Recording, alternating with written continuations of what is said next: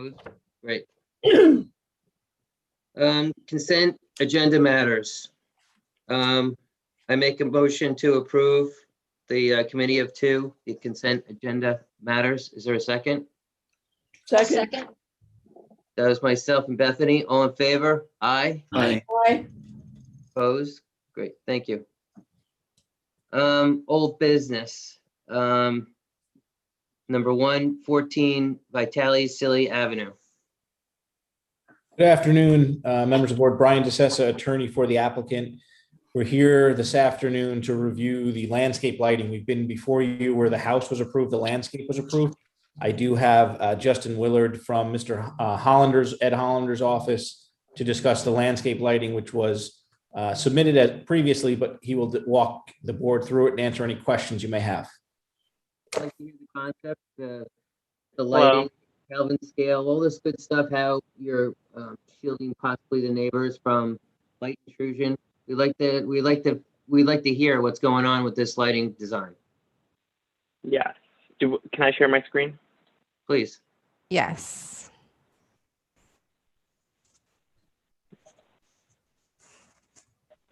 So the landscape lighting is pretty understated and simple. It would all be low voltage, 12-watt LED landscape lighting. Typically, we would do like a warm yellow glow under 2700 Kelvin. Typically, and all the lighting is located within planting beds. So the idea is there will be no visibility from So what is the any other wattage? neighbor Is it or 2.5 watt, 5 watt? You know, where are we with typically they're 12-watt low voltage. Well, there's an equivalent, right? So you would have like 2.5 watt would equal like somewhere around, For the LED, yeah. You know, a 20 LED would be like a 20-watt bulb. So that's important to know, and that's why I asked, where we're at. A 12-watt LED bulb would be the equivalent of something. 12 volt. 12 volt for the wiring. Yeah, the I LED understand that completely, but this is important. Mhm. So are we talking about something that would be like a 20-watt equivalent of a halogen or a 12-watt LED? No, sorry, it would be 2 to 4. Okay, that's super Watt. important. That's why I asked someone to come in. So can you go through so 2 to 4 are all the wattages on this site, the LED lamps. And can you just walk us through like your walkway lights, up lights, down lights, and how this is happening? Yes, all of the circle with the cross are within planting beds. So you see along here, lights? this is the lawn area. Yes, these are path lights. We have a couple stair lights for the front entry stair. I have some pictures on the lower left I can show you for typical fixtures as well. And then we do have some accent lights that would shine up on the trunks of the tree over here. And then some just to give a soft glow on this tall 7-foot hedge. So that symbol that has the darkened circle and the arrow pointing down, is that a down light or an up light? It'd be more of a down light that would really just cast a glow on the base of the hedge. Okay. And can you show us pictures of really? Yeah. Yeah, of the typically, actual I mean, pictures? the idea is you don't see the fixtures; they're really hidden within the planting. So if you see this image over here, it's just like a path light with the warm glow, kind of shining down, like a typical small step light that's within the wall. And then for the accent lights, they're within the planting, but really shining on the trunks of the trees. So can you show us the fixtures that are represented on your lighting design, the physical fixtures? I only have a picture of these two. You can't see the. Okay. So accent again, lights, so but, all the you lights can that see the you've path shown light. are between 2.5 to 4 watts LEDs on this site with something under Correct. 26 Kelvin warm scale. Correct. Are there, Judith, comments? I'd actually want to know what Bob has to say about any of this lighting. Yeah, I'd But like to, okay. That's it, Bob. So wait, hold on, Judith. Do you have any questions Yeah. regarding, you want to wait for Bob to speak? You have nothing to say?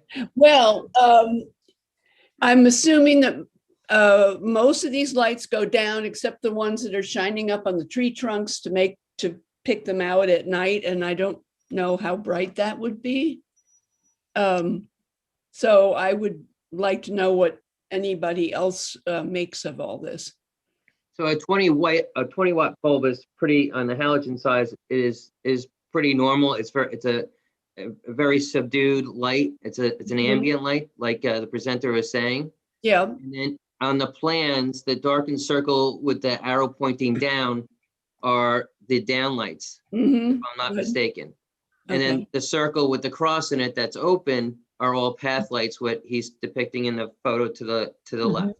So Yeah. I'll start with Bob. That's quite fine, but I got to keep this going and organized. I think, I just want one question. Who's the manufacturer? WAC is where we typically get This is the whack specs are down lighting? here on this. Right, it's whack lighting? Correct. Okay. Hmm. Yeah, all of it looks good to me. All of the specifications are down here too. If you I want to. see. I've looked at it. It all looks good to me. Okay, great. I have no problem. Val? Yeah, I agree. I think we're talking about very low wattage, and the whack lights I'm familiar with too. They shine down, from what I can see in the images. So I think it's a soft light. I'm okay with it. Yes. Bethany? I'm okay too, based on the photos of the samples. Mhm. Okay. I think it looks good. Okay, great. Okay, so landscape lighting is super important to the ARB. So it's important that it's representing, just like the concept of a landscape plan. These things can go wrong quickly. So thank you for your presentation. Thank you. We Motion appreciate to it. approve welcome. 14 Vitale Silly Avenue. Is there a second? I'll second. Myself and Val, all in favor? Aye. Aye. Opposed? Great, thank you. Thank you. Have a good evening. Thank you. 58 Hillside Drive East.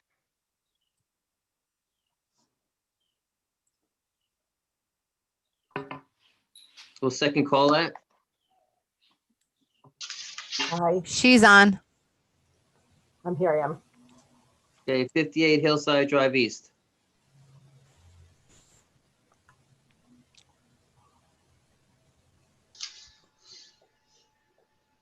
Hi, Pam. How are you? Good. How are you, Carrie? Good. Are you looking for the? I'm going to pull it up right now. Okay, great.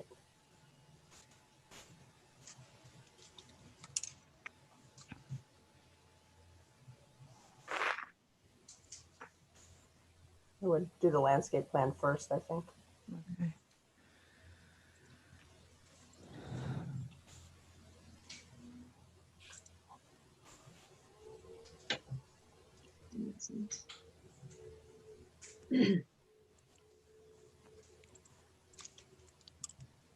So we've made a couple modifications on this from the last time that we presented it, and not a tremendous amount of changes, but we made a big effort to save as many trees as possible at Dean's suggestion, which was a very good suggestion.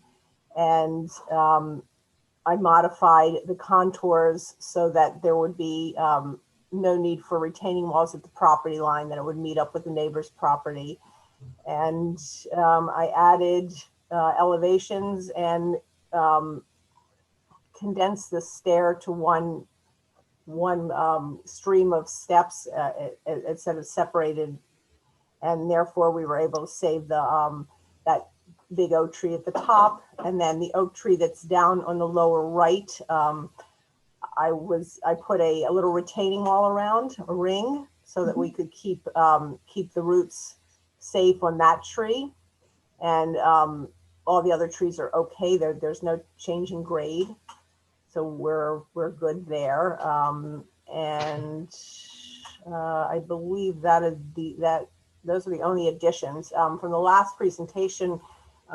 We did show, I don't know if it was clear, but we did show a 6-foot stockade fence around the perimeter of the property, the backyard, so that we would get privacy. And then our plan is to plant along that the stockade fence, so it won't Great. be. Okay, so we've seen this project several times. Many members have gone several times to the site to review with the architect the intent of this property.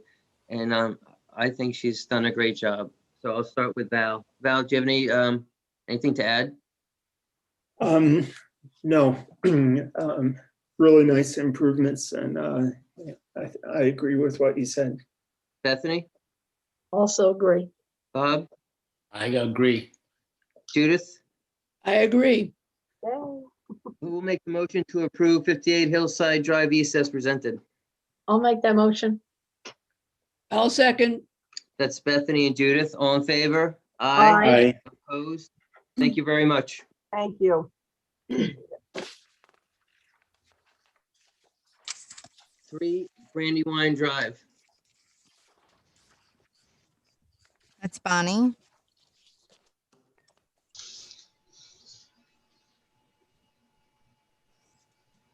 Can you hear me? Yes, we can. can. Oh, okay. Can you see, Carrie, can you see what we have? Do you want me to share the screen again? Yeah, or- you have to hit share screen again. Okay. And then, let's see. So this is a 7-minute presentation, and I think where we left it last time is that you would go through and provide us with architectural details of the finishing work around the windows, doors. So if we could start with the eave, how this thing is going to look, the details, the devil's in the details, right? So Honey, you want if me you to could just do it? concentrate- Yes, please. I think it's, I don't know, it's just easier if you could pull up the landscape plan first. No, excuse me. I want to start with the architecture, please. We got the landscape plan okay. today, and I'd like to The, start with the windows? architecture. No, not that, Carrie. That's the fence. There's Okay. a page with the, that he drew of the, well, first we could stop here, but you just have to turn it over. Yeah. Yep. Thank you. Okay, so I have 2 different pages that I'll show you very quickly, Dina, and I'll rush through it. This is just a photo, which I know you wanted a drawing, and I'm going to show you that as well, of just how the windows will be installed, so you can see that. And then he's done the drawings on the side to show you how they fit in. Obviously, this drawing has the siding going horizontal and mine is vertical, but this is based essentially the look of the window.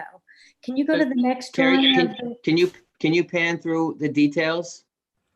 So I have everyone can see. another drawing of the act that he actually did a drawing of how it's installed. I can show you that as well. We're on that page. Do you mind if we go through this page and finish this Sure, page? Of Can we go course. through the details on this page, please? Okay, just need to, I'm only seeing part of it.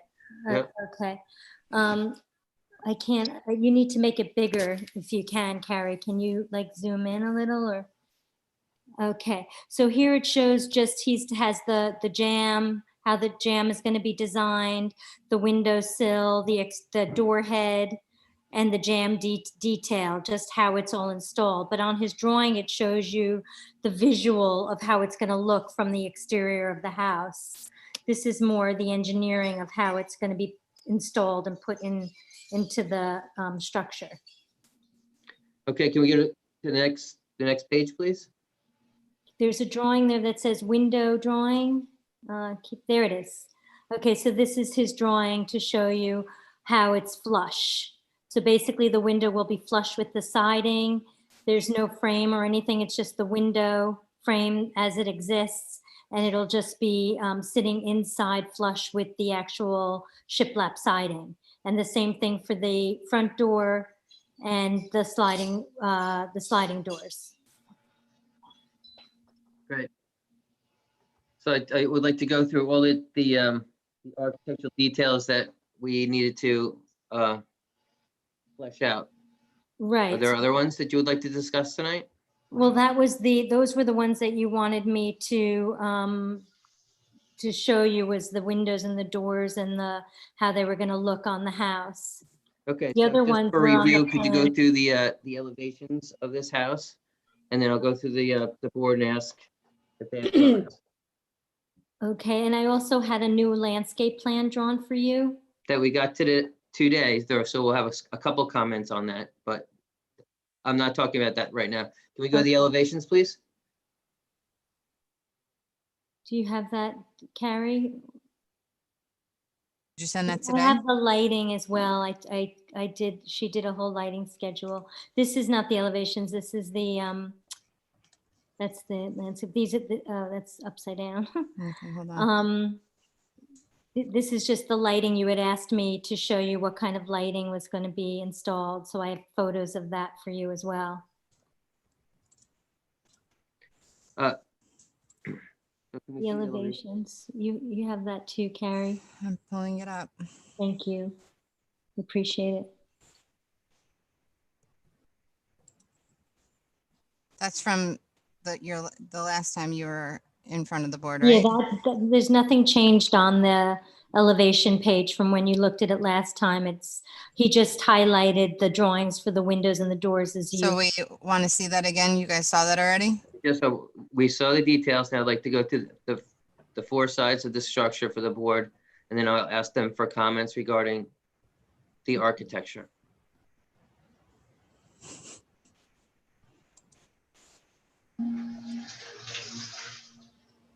Okay, hold on.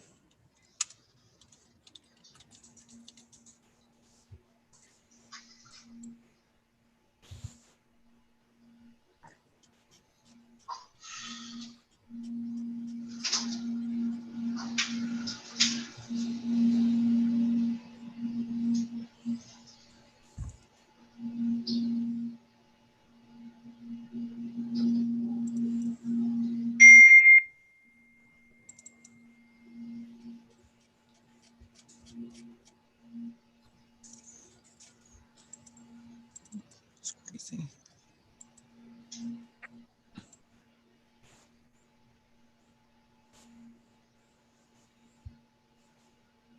Do you have it, Carrie? Do you need me to? Yes, Oh, okay.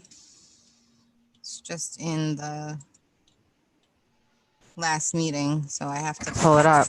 It's not easy to Okay. navigate in this program.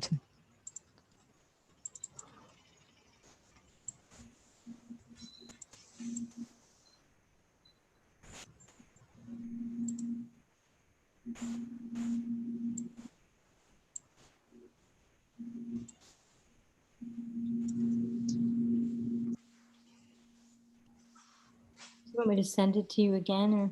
No, I have it. Okay. Pulling it up right now. Thank you. So it's the page that says, well, each elevation is on a separate page. Mm. So do you want to see all 4 elevations? All So 4, please. it's east, you see them here, south, west, east, and north. So you can choose any one of those, Carrie, not the architectural feature page, just the elevation pages. Okay, hold on.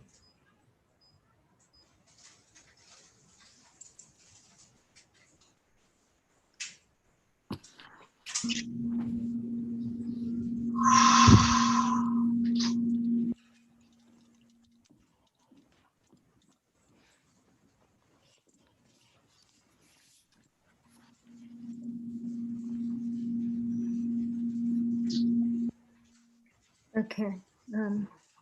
Okay, so this is this is how just the garage with the lights on the side, and I've brought pictures to show you the actual lights that are going in on either side. But this is the 3D. I think he wants to see, you don't want the 3D, right, Dean? You want the, We've seen this several times, so this we can go through this at the moment. Can we see the board? I would like the board to see all 4 sides of the structure and the pool house. Pool house. these are the 3D drawings, not the drawings the architect did.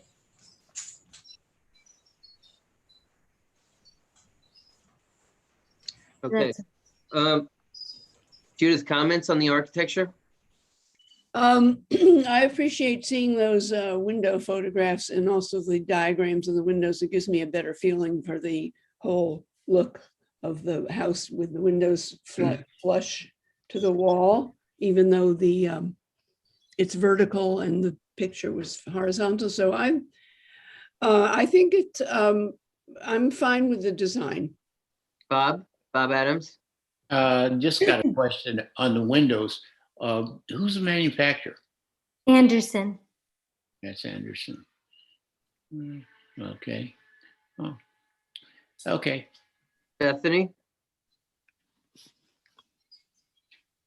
Dearman? She's out. It looks like Vice Chair Val? I'll jump in. Is that the color of the house, Miss Hillman? It's white? It is. It has like a little bit, this doesn't really show it accurately, but yes, it's a white with a gray undertone. All right. These are very helpful compared to the black and white elevations and get a good sense of the house. But it's looking really nice. I like it. Oh, good. I'm so glad. Thank you. Okay, so do we have Bethany at all? No Bethany? Okay. So if we could go, I'm gonna make a proposal here to you, Bonnie, but I have a couple quick comments on the landscape. And what my proposal would be is that we got the drawings today. And we did meet and discuss existing trees to be saved and which ones are going to be removed. So I think at this juncture, I would propose to make a couple of comments on the landscape plan, and then maybe a couple of members could go out with you, and you could tag the trees along the two streets of which are going to be saved and which are not going to be saved, and we could do a photo log of that. Yeah, I did. I think, excuse me, I'm speaking. Oh, sorry. It's super important. We have a long night ahead of us, and we've been through this several times. Yeah, I had it changed exactly as you. Excuse me, I'd like to finish my thought because I'm not comfortable with what we got and and we got it today. It's supposed to be a couple days, 7 days before the next meeting.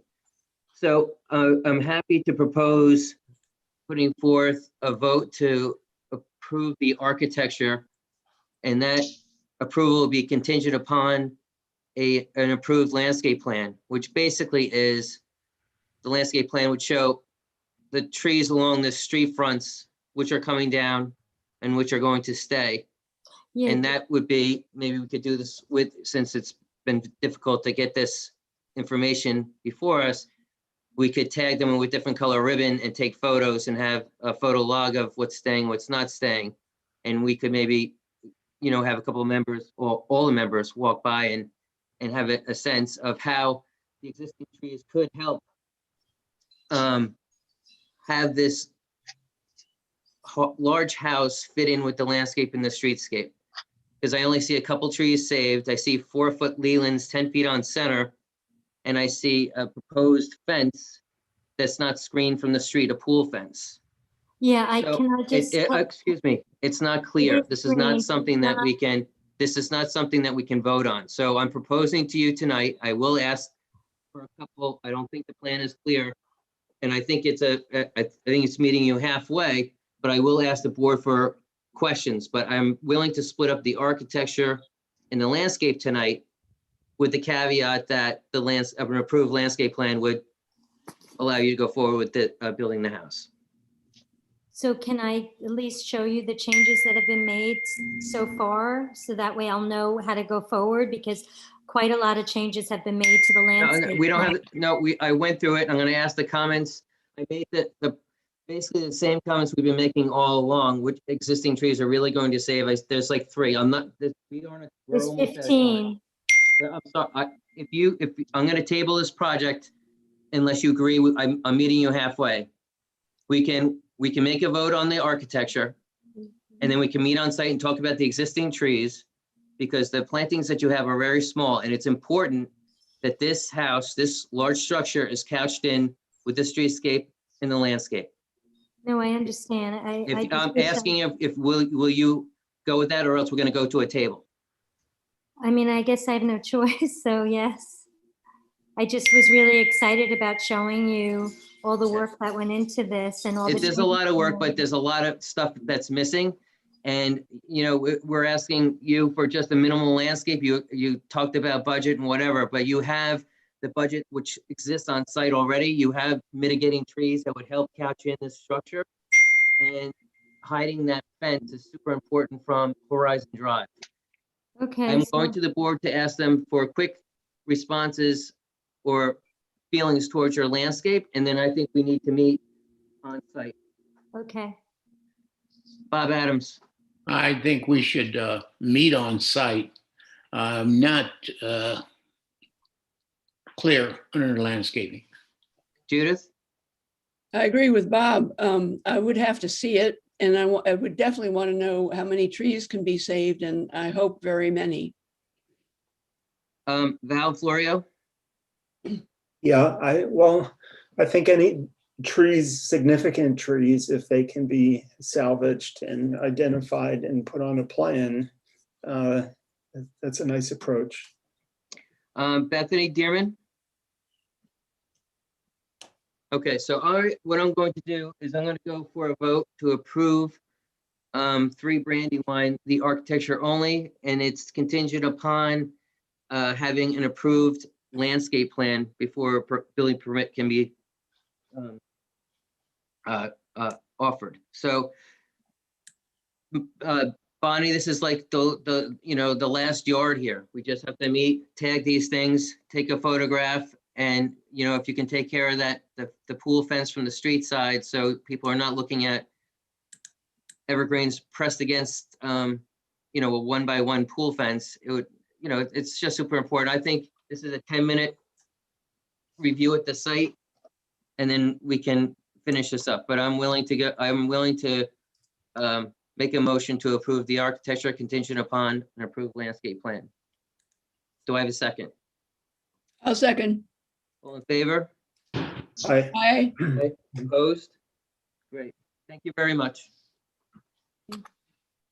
Who made the motion? Dean. I did, and I think that was it you, Val, or Judith? It was That me. did the second. Thank you. Thanks. Thank you. 224 Germain Avenue, please.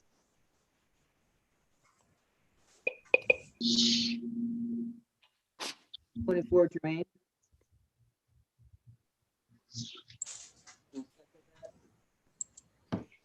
'14 Hamilton Street, please.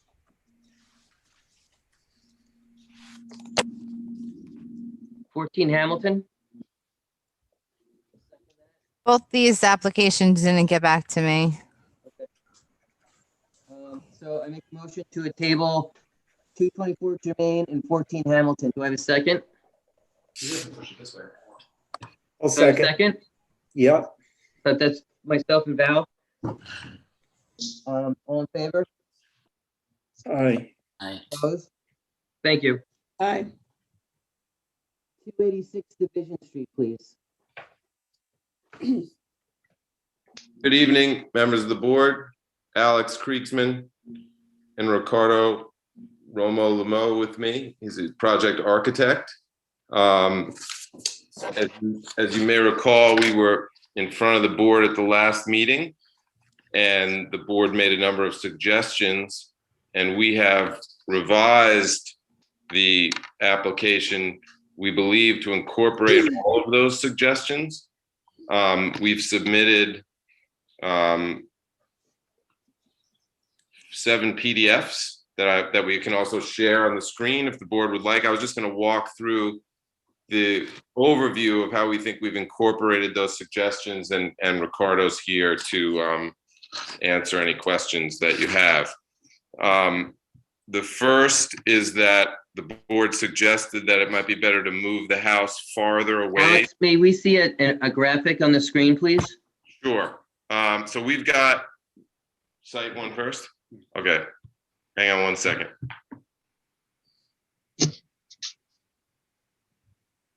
You're so handsome, but we really want to see a drawing.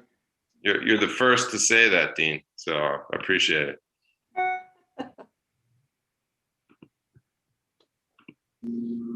Okay. Are you able to see that? Fantastic. Okay. So the first suggestion from the board was to move the house farther away from the property line. And as you can see, we've moved the house an additional 15 feet away from where it was initially, so that it now sits 45 feet from the west side of the property, and there's a separation of approximately 145 feet from the western neighbor. And we think this will eliminate the need for retaining wall on the Grand Street front and driveway side. Second, the ARB had asked us about, or this board had asked us about dry wells. We've added dry wells into the plan to help with any overflow of water that doesn't follow the natural slope of the property. And also we would just note that the undisturbed topography of the site slopes towards a natural creek on the western side of the property, where stormwater of the neighboring areas goes already. And in addition to that, we've added those dry wells. Next, the board suggested that we reduce the window count on the west side of the building, especially in the staircase. And Can we set corresponding drawing, please? yes.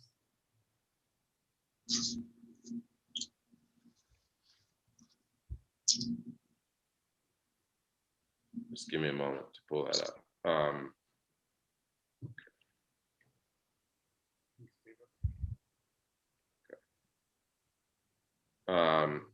Hang on one second.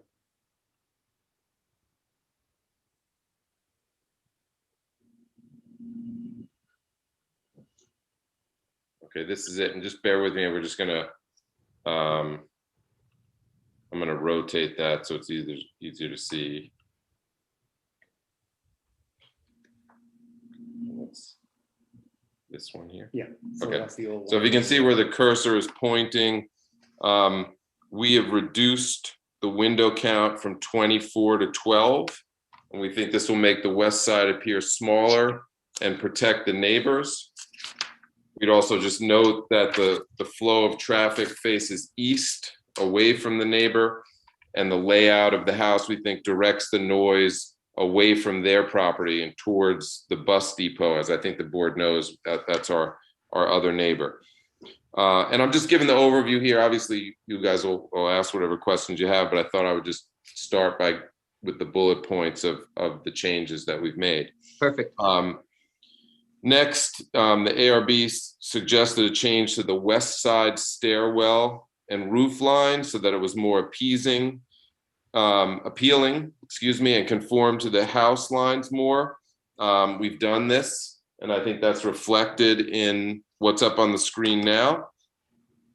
Next, the board suggested that we might reduce the size of the wall on the west side of the house. We've done that by moving the house 15 feet to the east and burying it into the natural topography of the site. And we no longer have a, quote, third floor appearance that the board was worried about.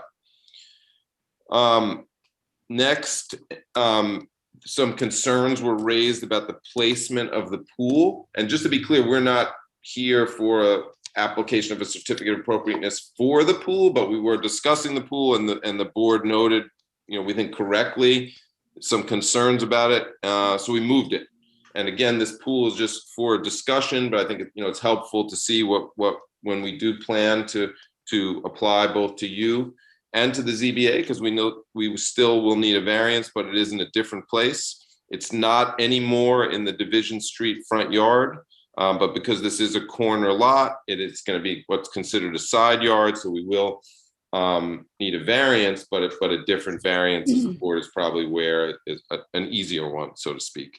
And then finally, you had asked about our landscaping, and so I'm just going to share.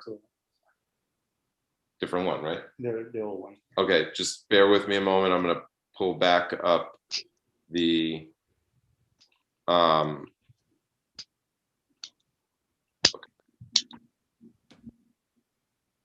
Second page.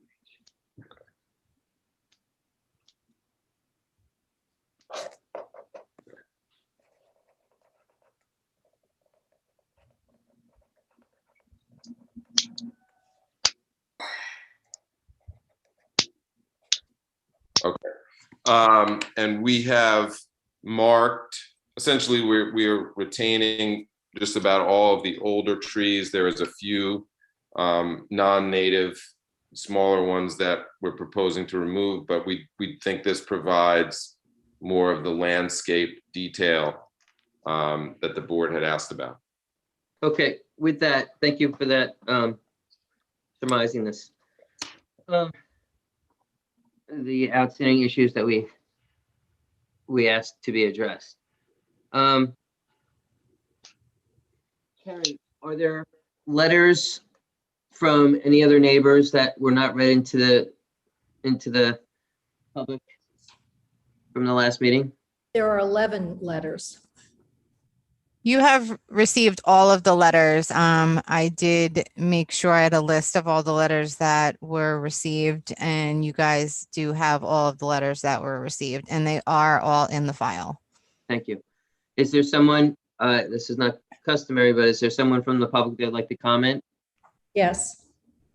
Please do. Okay, there are, I believe, Excuse 12. me.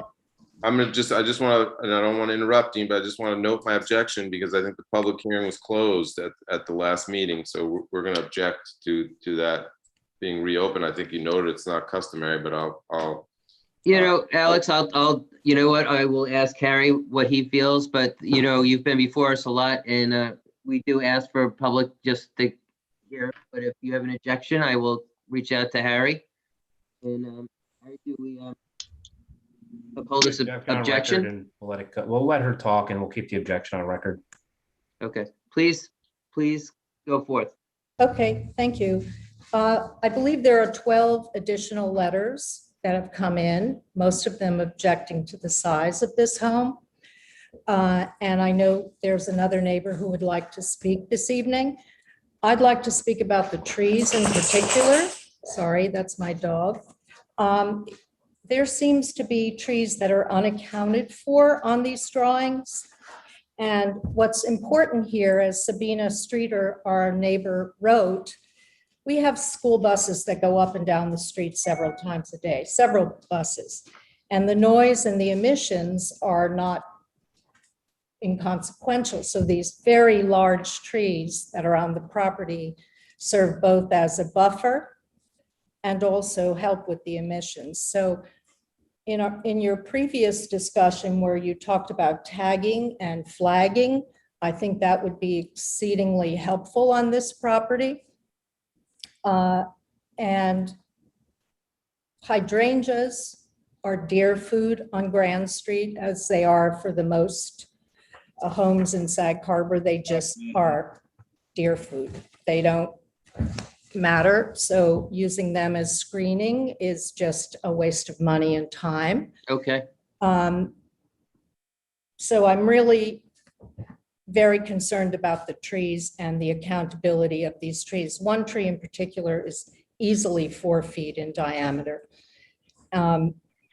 So that's my concern. Janice, are you online? I know. Excuse me, hold on. I'm sorry. Where is this 4-foot diameter tree that you have a concern with? Along the perimeter on the north side. I'm not sure. These, of course, these drawings are a little bit off scale. But there are several very mature large trees that I think you need to go and see the future of. One tree is magnificent. They're really big trees. Okay, And lots so more very large evergreens that are not accounted for here as well. Great. So, Alex, is this true that all the existing tree, you presented us with that you're maintaining all existing trees basically on site? Is there something, there's that one in the middle of the pool that potentially be coming out? We're not maintaining all the existing trees. We're maintaining most of them, and we are planting more than we're removing. And the landscape plan that we submitted is from a licensed architect. So I don't know what she's talking about with them being off scale. All the trees that are being removed, you know, there are some very large trees. Are they noted on a plan somewhere? Yes. Yes, and this is Ricardo here, our architect who's put. There are 3 trees, large Well, there is one mature tree that is being removed on the western property, and the reason why we're suggesting it, it's not because it's interfering with the design of the house or any of the side improvements, or because the tree is leaning to one side. So it's just out of caution. And then there is a smaller tree that will not be considered mature, that it's where we're suggesting to put the pool. There is 3 smaller evergreens on the Grand Street side that we're proposing to be removed, just because they would see, well, one interferes with the driveway location, and 2 small ones interfere, like they sit right in front of the house. Then there are 3 other trees in the middle of the property that are not shown on the plan just because they are not mature. They are more like decorative trees, so we don't feel the need that they need to be marked. Okay. So as far as that, in the landscape plan that we have submitted, all the trees that we're removing are shown. As far as we know, there is none that have been there. I have been myself to survey the property and mark all the existing trees. And as I mentioned, we are just removing 1 mature tree on the western side, the one over the pool, 1 over the driveway, and 2 smaller evergreens that will be right in front of the Grand Street elevation. Great. Is there someone else from the public who, a neighbor that would like to make a comment? Yes, Janice Denard is trying to get in to speak at this moment.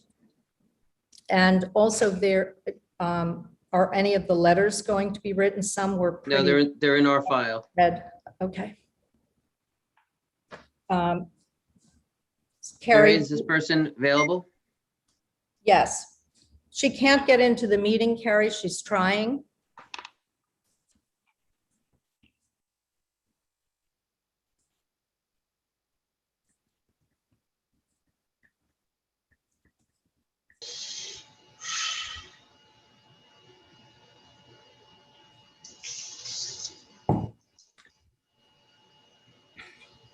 She said she can't get into the meeting.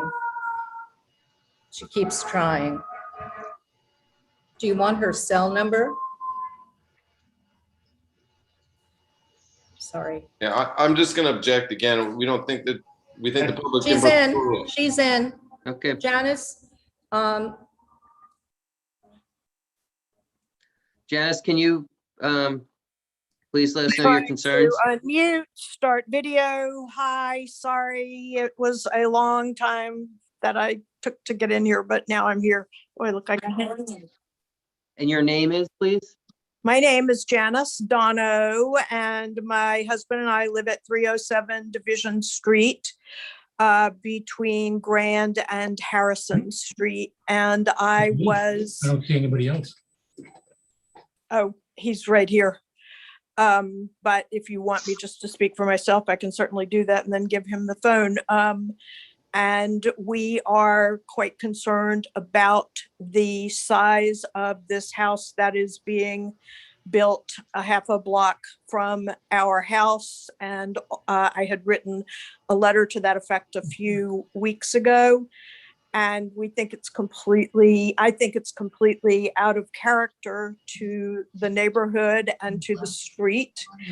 And I think it will overwhelm the surrounding houses. I'm also concerned about the fact that so many trees in the plans look to be, they're considering to tear down a lot of trees, which I think is a bad idea as well. And I'm also concerned because of what happened right up the block from this same. Okay, so are those your house. comments regarding this project? Yes, please. Okay, great. Thank you very much. Wait, I So didn't hear what you for- said. What did you say? I didn't hear what you said. Sorry. We're not talking about any other project except this one. I know it's the same builder, so that builder. Okay, so I'm gonna have to move on. Thank you very much for your comments.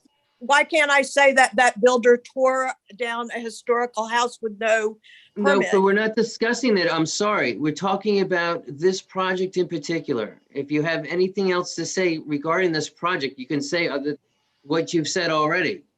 Okay, This house is yeah, bigger than whatever you want to say, but we're not talking about any other projects except this one in the context of this project within the neighborhood. Not about okay.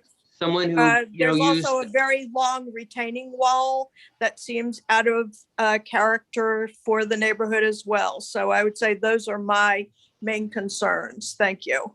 great, thank you. Okay, so if we can go through the elevations of this project and then like start with it and elevation, and I'll run through each elevation with the board members. Okay, just give me a moment. I'm gonna go ahead and share that.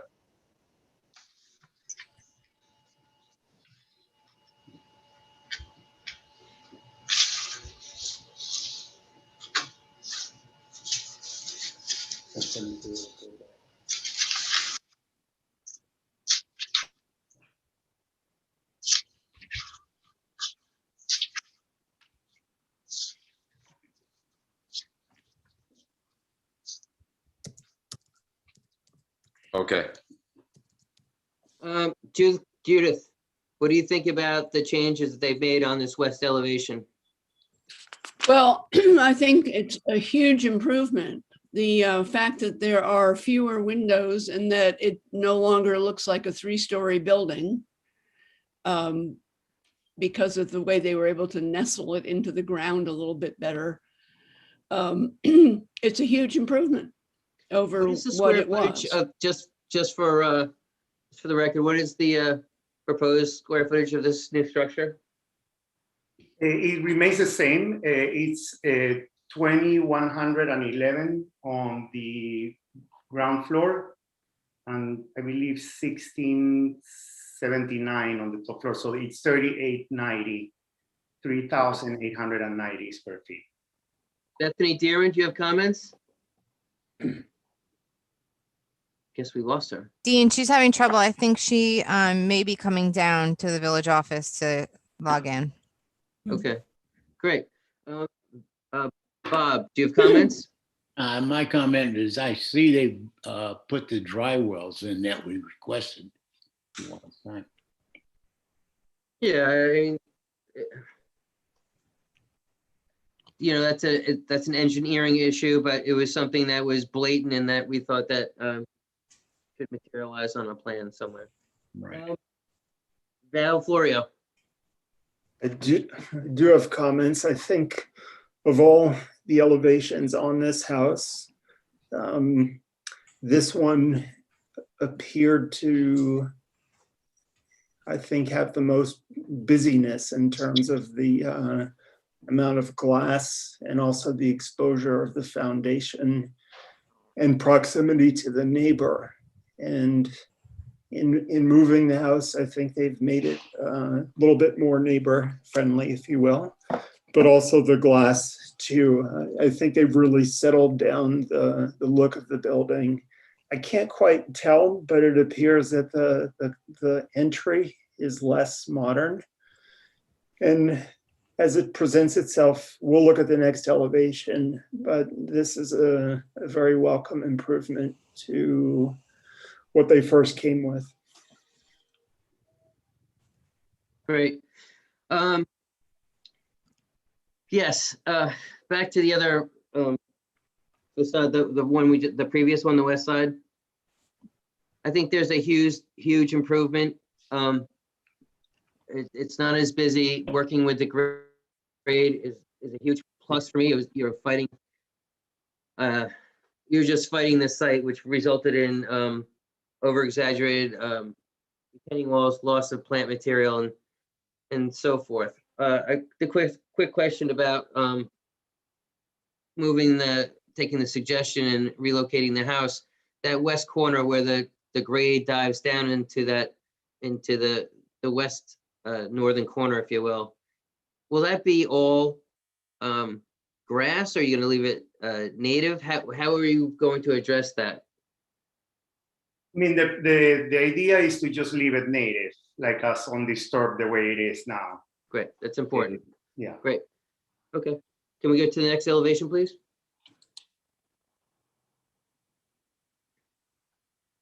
So that is the Grand Street elevation. I will note that the comments, besides showing the fact that we're moving the house 15 feet to the east, so it eliminates the need for the retaining wall facing Grant and along the driveway. We can carry the natural slope into the driveway. One of the comments for this elevation was that it had these flat roof canopies, overhangs that some of the board members thought that it was maybe too modern for the neighborhood. So we have eliminated them. And we do have a standing seam copper roof over the entry door to protect from the rain at an angle. It's not flat anymore. Another concern that there was that there, part of the elevation, the walls seemed like a big blank canvas with no windows in the ground floor, but the way the layout is, that's where the kitchen is, and we would prefer not to have a window there. So, but instead what we're showing there is a trellis, so that with landscaping, we can have a climbing wisteria or something climb against the wall, and we will break the monolithic appearance of having a wall with very little windows. So as far as the comments from the previous meetings, these are the ones that have been addressed. I believe that there was no other outstanding issues. By moving also the house farther away to the east, we eliminate any possible conflict, even though there was none before, but we are even farther away from the pyramid line anymore. So we completely clear the pyramid line, even on the back side of the house where the topography slopes down. Is that I guess in the South Grand Street elevation, the transom over the door looks very nice. What is above that transom?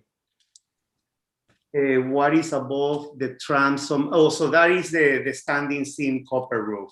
So it's a canopy which, if we go back to the other elevation to... Okay, I just want to make that clear to everyone that I think you made some strides. Is back to that elevation we were just looking at. Is there a comment from the board regarding this elevation? Val? I will make a comment that let me ask the applicant, how tall is this house? The house is, just give me 1 second, let me look on the screen. One moment, we'll have that for you. Yeah. The house from the street level, it's at 30 feet 4 inches to the peak. 30.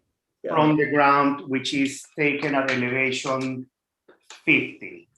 And in reality, the top elevation on that side is 51, but we're counting the height from elevation 50, which will be the sidewalk elevation. Right. It's reading, not as an imposing 2-story. You can see where the roof line relates to the second floor windows. And I believe at the last meeting, I said there were a lot of more cottage-like houses in the neighborhood. And this one with the roof where it takes off, it's more of a low-slung house. I think that the movement more towards the bus depot is helping it on the more problematic side of the property. And is that tree in this drawing, is that an existing tree to the left? Yes, actually there is, if you were to see the site, there is a lot more trees, even of the landscape plan, that are not being shown, because then you wouldn't really see the elevation. But those trees on the sides are basically just to give you an idea of the scale of the existing trees along the perimeter of the house. Okay, So, yeah. I think that 4-foot tree is in the proposed area where the pool is going. Yeah. So to Val's point, the comments that were made to bring this more in the cottage-esque vocabulary has really charmed up this house, opposed to the previous submission. That's as I think is kind of fights the neighborhood in some weird way. It feels more harmonious, this updated version. I really do like it. Bob? Yep. Judith? I have a question about what is surrounding the door. I see the standing seam roof, and then on either side of the door, I can't tell what is indicated. That's just a change of siding. So basically what's indicated there Hi, is right here. a cove siding painted on the sides of the trim work of the door. What's it made out of? It's a just painted cove siding, so it's 6-inch with a cove profile. So it's different from what's on the rest of the house? The rest of the house is natural shingles. Yeah. I think it's very hard to tell from this small, but it's a little distracting to me that it's a different material from the rest of the house. But that could just be I don't mean to interrupt. You want us to zoom in so you can have a better view of that? Oh, that would be helpful.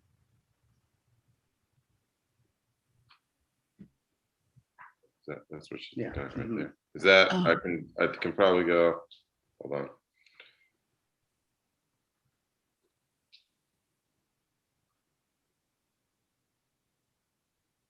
Just bear with us a moment here. But Judith, is that a detail that you think that would help you if that was working with the rest of the siding on the house? Yeah, I think I would prefer it to match the rest of the house, so it doesn't get too fussy. But that is that something that you would consider? Anyone else agrees?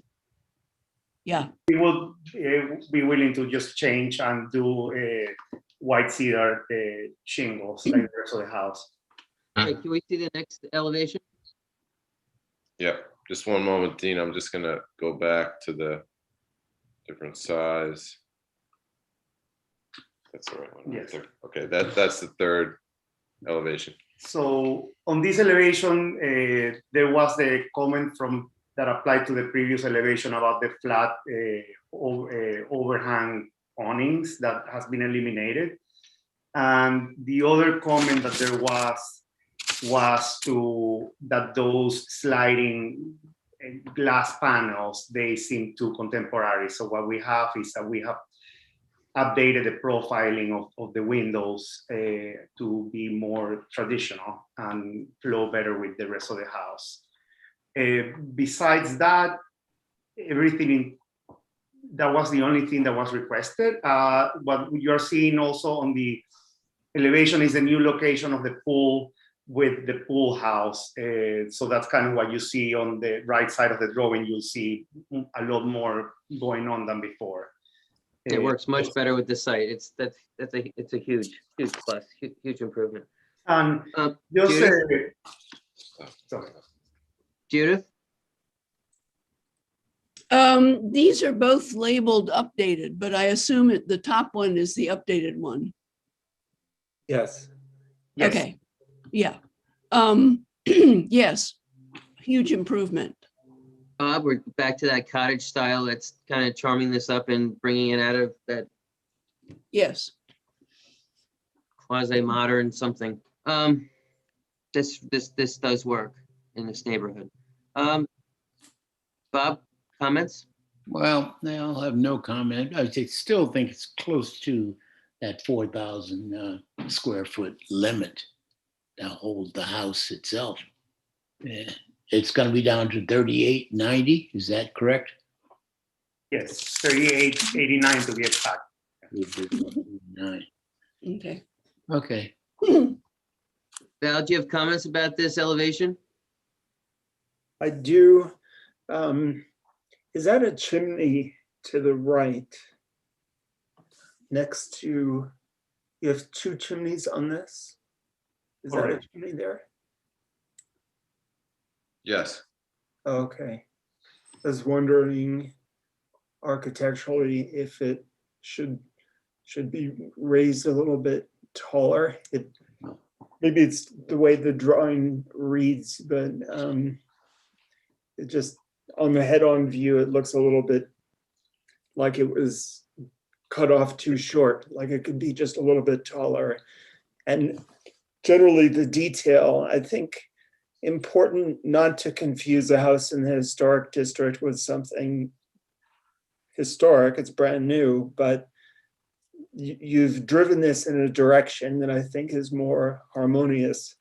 The one question I have is, and this will be an important one for the screening from the road, is maybe the glass doors. And I don't know, if that's where the pool is, where all the glass is, but I think, I'm sort of undecided about the need for glass transoms up on the top of the doors, but it's a nice improvement. I like the direction. Bethany, do we have Bethany at all? Okay, so did we go through all the elevations? There is one more there. One more, I just moved to the fourth one. Dean, Yes. we have Bethany with us here. So if you need to speak with her, we're gonna just have to put headphones on her. Okay? Okay. Yep. Okay, so Judith, what do you think about the same vocabulary? I think we're not reproducing anything antique here, but it does, like Val says, it's more harmonious with the neighborhood, opposed to the flat roofs and some of the things that are going down on that north elevation that was previously presented to us. I think this is more of a consumable design. I think it's attractive. What's your take on this, please? I agree. I like the cottagey look, not that you can call anything that's almost 4,000 square feet a cottage, but it does have that feeling.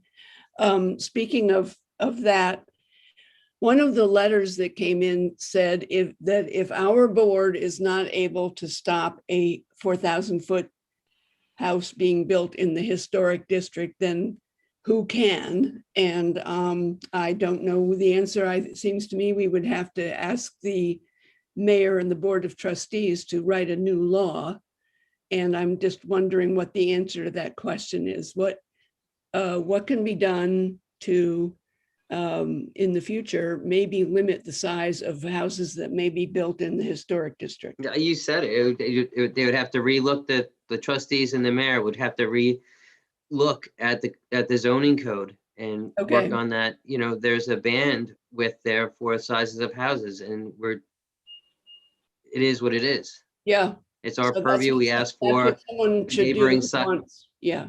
we ask Okay. for neighboring sizes of homes in the area and how it relates, or for the applicant to justify something of a certain size. So here we are. Okay. Um, Anyway, I think this has improved dramatically. They show other houses in the neighborhood. Bethany, Bethany, can you put the headphones on, Bethany, please? Can you hear me? Yes, we can. Oh, good. All right. So what is your, we're talking about the architecture here and the direction that they're going in as far as this structure is concerned. How, it was busy. It looked like there's a third floor on that. I think The actual architecture, I think they have, calmed it down, and I'm not opposed to that. I am though worried about the size still. Yeah. And as it compares to the other houses in the neighborhood. so. I think for me, and I think what I'm hearing is, I think it'd be super helpful, just like in that previous case, that we can ribbon the trees that will be removed on this site. Ones that are to stay. And as far as like an area plan showing houses of a similar size in nature to this one within the neighborhood and the surrounding area with the square footages. And for me, I think it's a great improvement. This is something that I could vote on, but in the end, it's going to come down to you know, that 4-foot tree, I realize that I believe that's where you want to put the pool. That's, you know, hard to say, it's hard to say justifiable, but where you can put this pool is, there are only so many places. And how, you know, the view of this house is mitigated from the other neighbors. I think it's important that the board goes out and they have a visual sense using the system of photographing the ribbons for trees to stay and remain, and also some sort of area plan showing, you know, this house is 1,700 square feet. This one over here is 5,000, and just how this house is relative to the surrounding area. Is Dina, that, you know, Alex, I think we're really, really close. It's just these things I think you're gonna need to really hammer out for us. I don't mean to interrupt. We did submit something on the houses in relation. If I may, I'd like to share that. That'd be great. Okay, just bear Yeah. with me one I moment. remember that. She has to come back.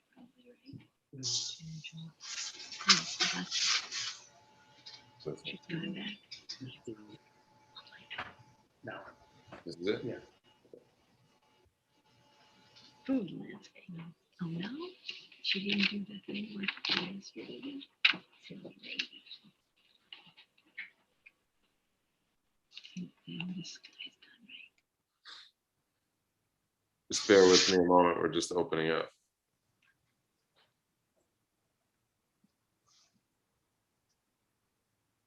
Ay, ay, ay, ay. Try it again. I think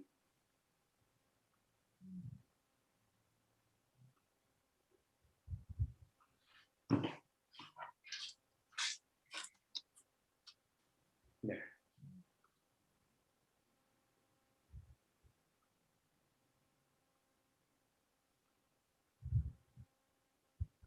Okay.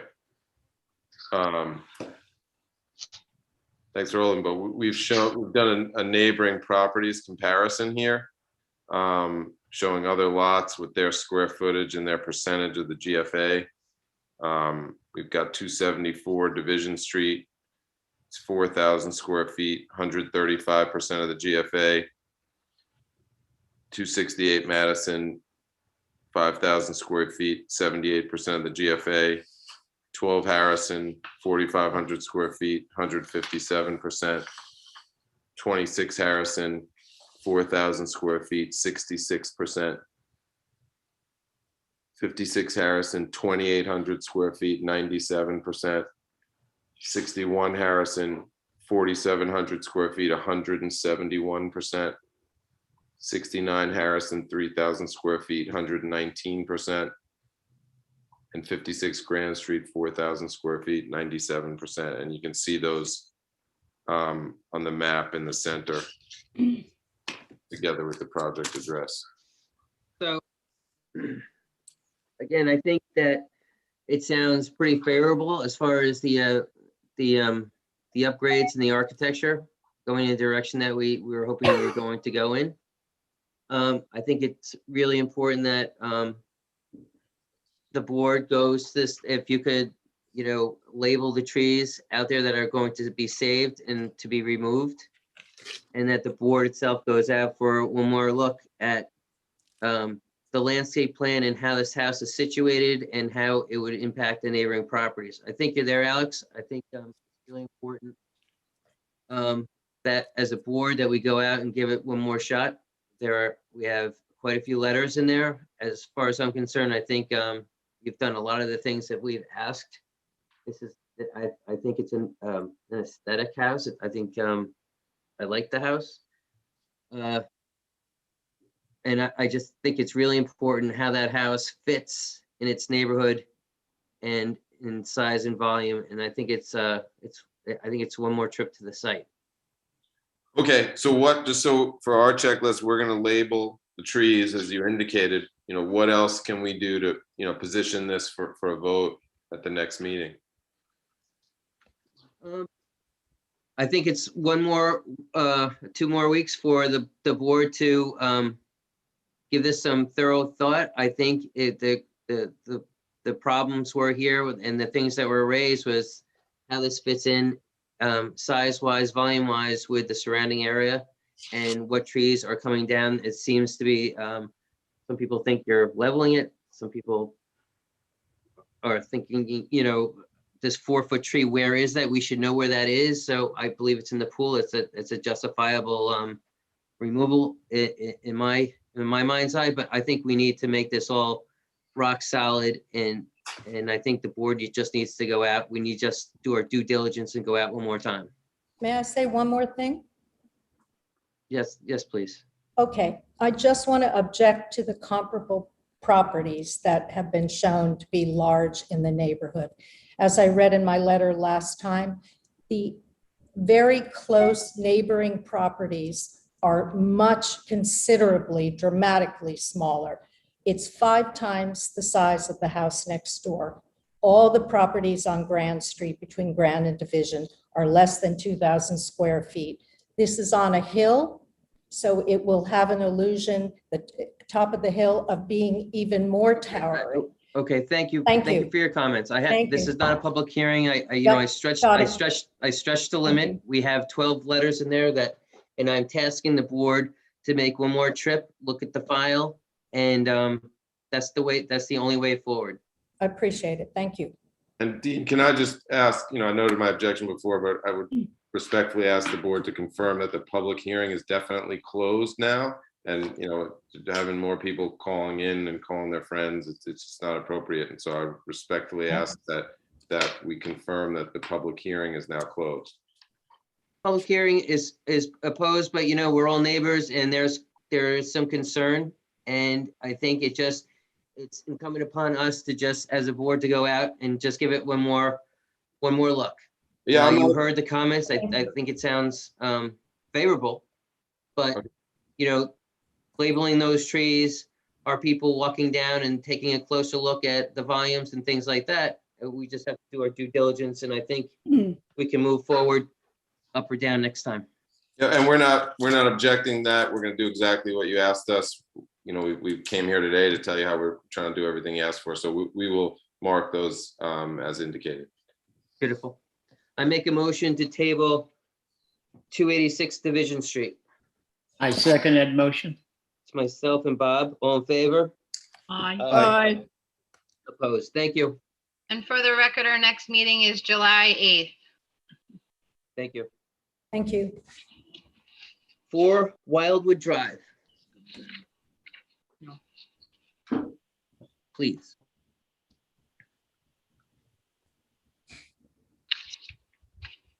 For Wildwood. This is Alex Kriesman. I am on this application as well. I'm not the lead on it, but I am on it. What does that mean, Alex? He's ready. You're stalling? Are you stalling for your people? I am stalling, Dean. We are here. They are here, and I'm going to let them take the lead. For Wildwood, please. Yes, can you hear us? We can. All right, great. We need a graphic, and 286 Madison needs to go away. Ridiculous. It's coming up. Thank you. Jake and John, are you pulling up your graphics?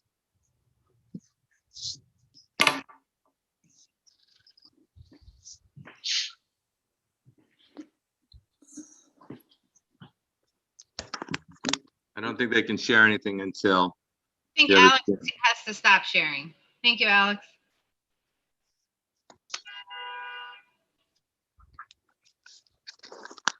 Okay.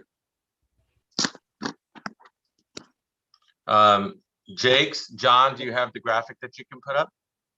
No, I can't see it from this computer. I got it. Okay. Oh, Carrie, thank you.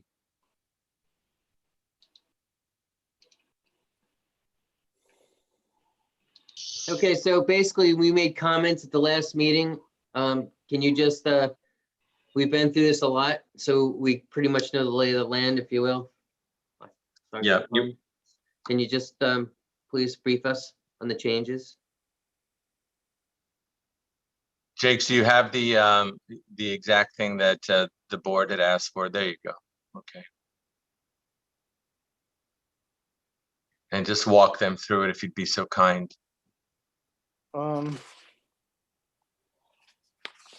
Okay, we added the stair detail. Also, I lost my story. The board wanted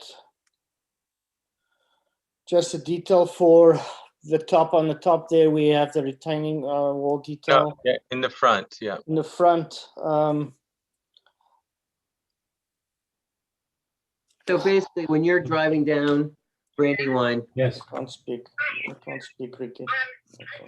you've eased that Brandywine and Wildwood Drive corner, correct? So there are no funny retaining walls around the trees. So you're looking at that corner as it is now, as it was, that you're going to return back to what it was. Yeah, Correct? on So that, soften that corner. Yes, Dean, on that Correct. front, where you guys were not liking the evergreens in a row, correct?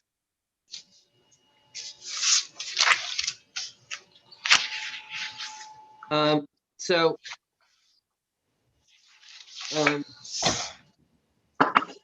you've done a lot that we've asked to be changed design-wise. As far as my comments for the planting is that the new trees that you have along the road, I guess, would have to go on your property unless you have a letter from at the highway department, because you're planting on public property.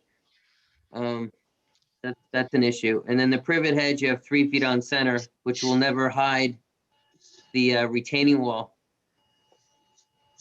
And then in front of the trunks on the street, you've put all these big evergreens in front. So if there's somehow that maybe on Brandywine and Wildwood that we could see the trunks of the trees, and that it's important, I think, that you're putting this retaining wall up that we don't see it. It's kind of a neat detail to have a retaining wall like that, and then you hide it from view. But so from at the corner again with Wildwood, where you did ease that grade that we wanted, I think that looks great. I think getting and maybe wrapping the evergreen, put the evergreens on the top of the wall, and maybe have the privet hide the retaining wall from the street would be super helpful. And make sure that the privet's got to be like 18 inches on center, or 2 feet at the max, or else it never grow together. Okay. And those would be my immediate comments, and I'll run through the board with theirs. Judith? I don't understand how there are trees out on the village property. But is that ever permissible? They'd have to get a letter from the Department of Highway that said it's okay. Okay. But those are the oak trees that we've asked for, which is okay, good. which is nice. Yeah. All right, great. I think it's much better than it was. So yes, go ahead. So you could put those oak trees on your property. We could say we can move those to your property, then you can go talk to the highway department and get a letter in the file that's saying that you have permission to put them. I mean, that would be one solution.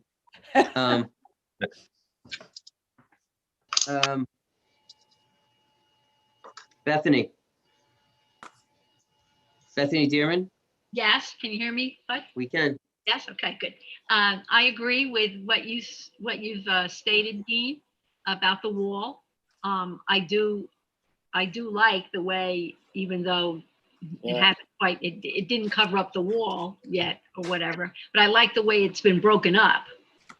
Like you've got the hedge, and then you've got the trees, and then the hedge and the trees. And I know that was something that we spoke about, and I appreciate that you found that solution.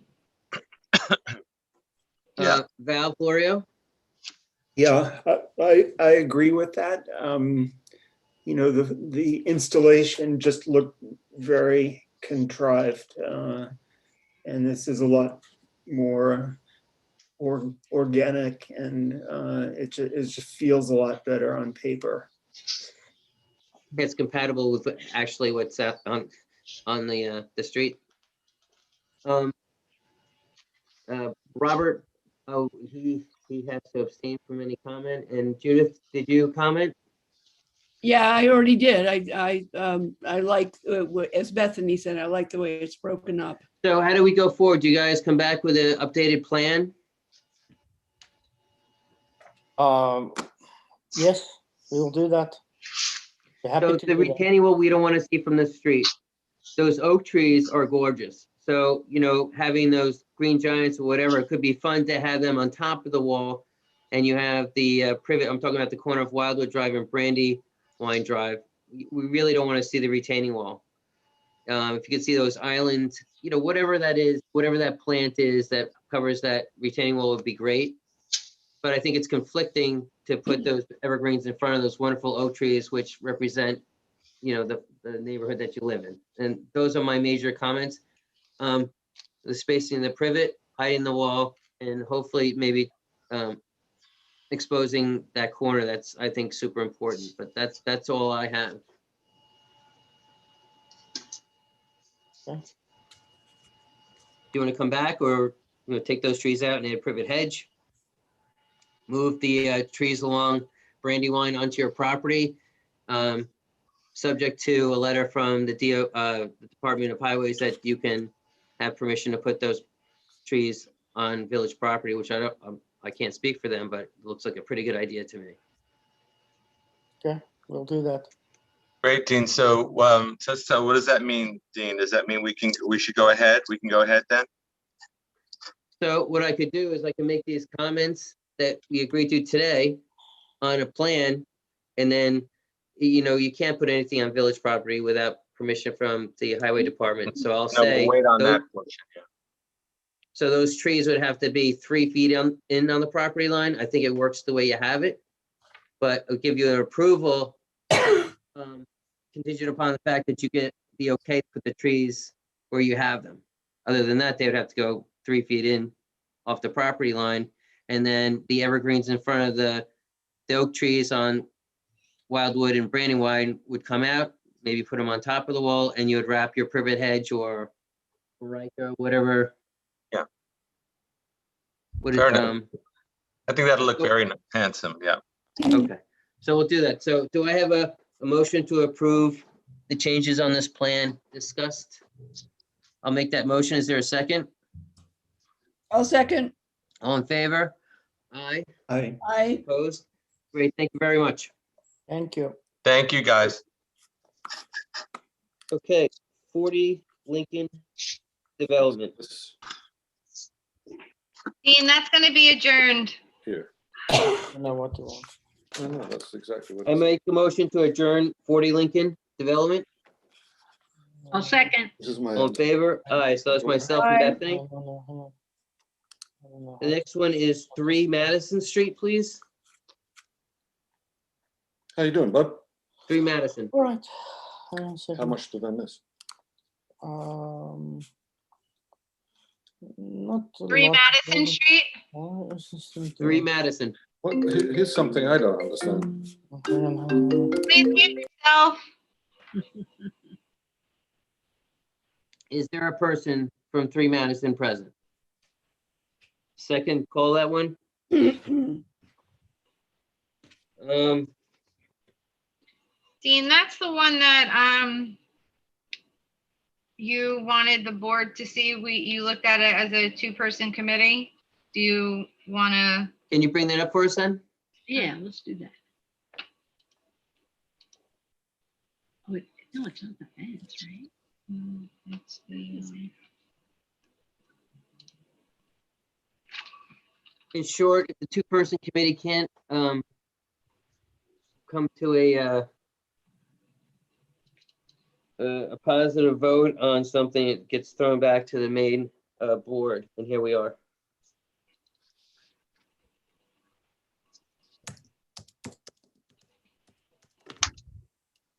So what was your concern? Was it? I don't remember this even to tell you the truth. There's a note It'd on be it. easier if I say we table this until we have someone that can speak to this. Yeah. I make a motion to table 3 Madison Street. So second, Second, all in favor? Aye. Aye. That's myself and Judith. 205 Division Street, please.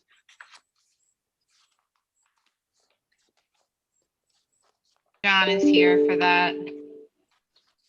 Hi there. Hi, John, how are you? Good, Carrie. I'm hoping you can share your screen because I'm not good at it on this end. So John, who are you, please? My name is John Himmelsbach. I'm the architect for Christina Hauser at 205 Division Street. And we're here before the board. We were looking to get approval to update the house, replace the windows and the siding and rebuild the front porch that used to exist there. And just bring it back to its old original condition, but with everything new windows, interiors. We got an approval from the ZBA. It's a very small lot. The property is only 1,689 square feet. So it's like a 30th of an acre. Oh, okay, And- this is great. I don't want to get too far down the road. Okay. Zach, we get to call on you. Yeah, sure. What do you got? Contributing building in the historic district. So our issues are going to be the business of updating windows, which is, I think the various things on the list here are going to require a site visit to verify what the nature is of the fabric that's there and what's original and what's been replaced previously. Zach, I think I went out there. I don't recall it. 205 division? Yeah, could you pull up that image, my renders, or the photo? Well, yes, hold on 1 minute. Okay. I don't remember something about rebuilding a porch. Okay, so we don't have to go too far down the road. So this is like, we're a certified local government, so we need to save things if we can. It's part of our mantra here. So this is like, I guess, according to Zach, this is in the historic district, it's on the survey. So I would like to go to the site with Zach and have members also. I just sent you Zach's report. Whoops. 205 division. Okay. Did you send it to me, Carrie? Because I don't see it. Yeah, I just sent it to you. Because I only get your stuff on my cell phone. Okay, I can read it. New siding, replacement windows, and a front porch are proposed. 1880s house, a small area on the side of the house where the asbestos was removed, revealed tar paper beneath it, and original clapboards. And clapboard, not shingle, right? Got it. Okay. Original clapboards was exposed, or whether Yep. ballot Okay. pipes. If the existing wood siding cannot be preserved due to the damage sustained in the application of the. Okay, sorry, I do have it. Thank you. Okay, good. Oh, yeah. Thank you very much. Yeah, the thing that threw me off was the porch here. But anyway, so I guess, fine. So we ought to see what's being proposed. Well, I'm trying to make the most of our time. So this architect's talking about new windows. Do you have any information in your report regarding the status of the historic windows on this house? Did you look at that?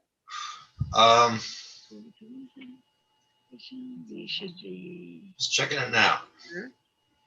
Well, my report says that the 2/2 windows sashes were original, from what I can determine from the outside. And I did submit a picture, an original picture that had 2x2 windows. It's in the package there. I don't know if anyone saw the renderings, but we were just matching. We see it now. Yeah. Well, I have a color renderings. I don't know. Carrie, do you have those? Because need to get to the crux of the issue. The issue is taking old windows, removing them, and putting new ones in replace. of the old ones. Yes. So if it means that we, if we're unsure, we need to go take another look. And Well, Dean, if I can just jump in, the windows that I saw appear to be original. What we don't see in the rendering is a representation of the windows in terms of their placement, where they exist. So if we don't have an existing conditions image, then we can't, it's not only about whether the sashes that are there are original, it's also about what is the proposed fenestration if the architect is proposing new window openings. So really sure whether In the we interest read of that time, here. it's really important that, if there's a question, that we go out to the site. It takes 5 seconds. We go over and we can figure out where the direction this should go. I think it's much easier to go to the site and review the site. Very good. So, Mr. Architect, do you mind if we set up an appointment with you and go kick the tire on this house? Sure, that's fine. Yeah, I would point out, just when you see the rendering, the renderer drew 9/6 light cuts, but we want to do the original 2/2s, the way it's on the drawing on the 2D, my drawings, but the renderer who I hired did these windows. So I could have that updated, but certainly the window location on the front from the street is more in keeping exactly with what's there, the reality of the openings. But the layout on the inside towards the back, because we configured bedrooms, so I moved some windows, because like on this one side, there's no windows at all, except for one in the way back, you can see on the original. So I think we should go out and just look at the plans together and talk about even looking at this old picture. That's a great picture. It saves a ton of time when we go out to the site. And okay, let's do that. Yep. Okay. Great. Should Thank I you very much. touch base with Carrie was about gorgeous. setting? So I'll check with Carrie. Very good. Okay, thank you. 30 Robeson Boulevard, please. You didn't make a motion to table. I make a motion to table 205 division. Is there a second? Second. So that's myself and Judith. Judith, you have to give other people a chance. All in favor? Aye. Aye. Opposed? Okay. 30 Robeson. Kyle? Can you hear me? Yes, we can. Thank you. Okay.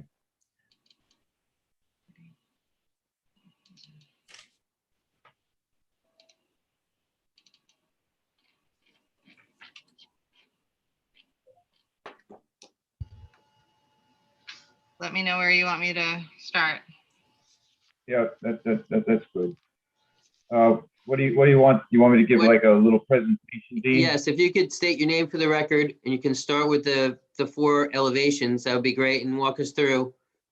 And I guess jump to the site. I guess there's a pool and a shed and an IA system, and just walk us through the 4 sides, the site, and whatever else you think that we should know. Okay. So my name is Kyle Ruse. I'm the architectural designer on this project.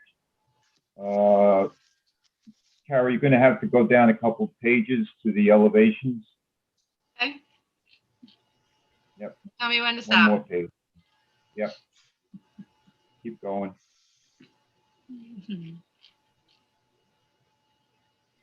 Okay, that's good. Thank you.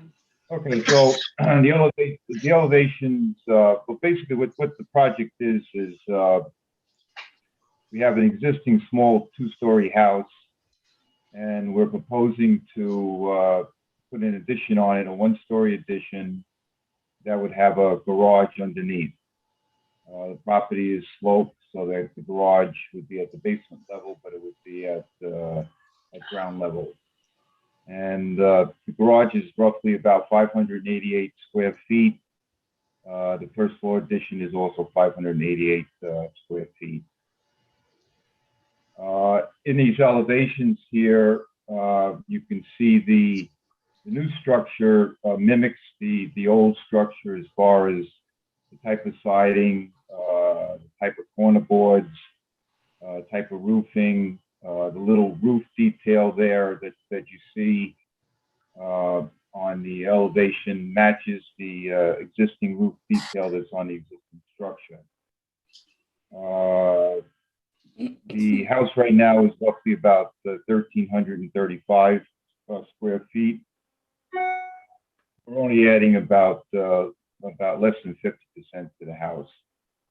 We're also proposing a pool in the backyard and a small pool house, 200 square foot pool house.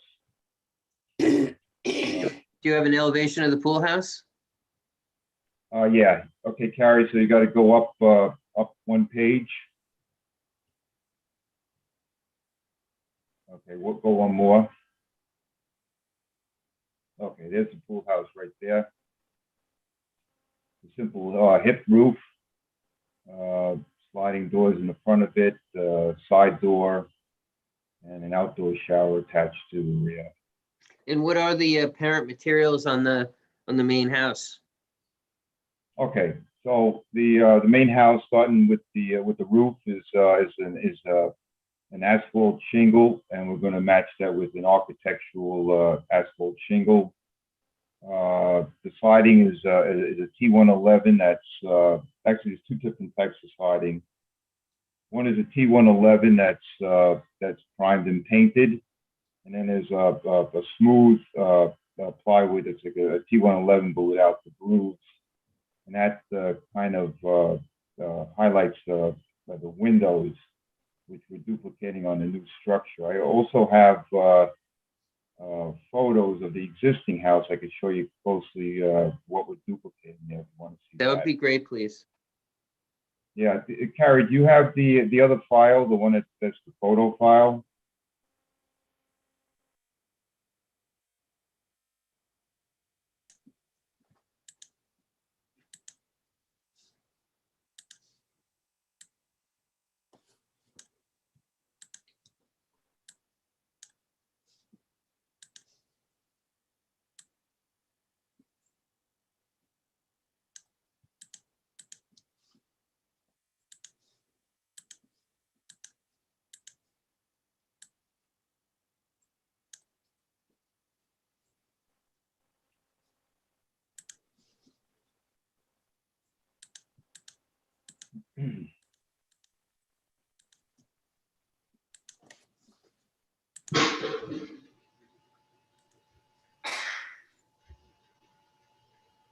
Okay.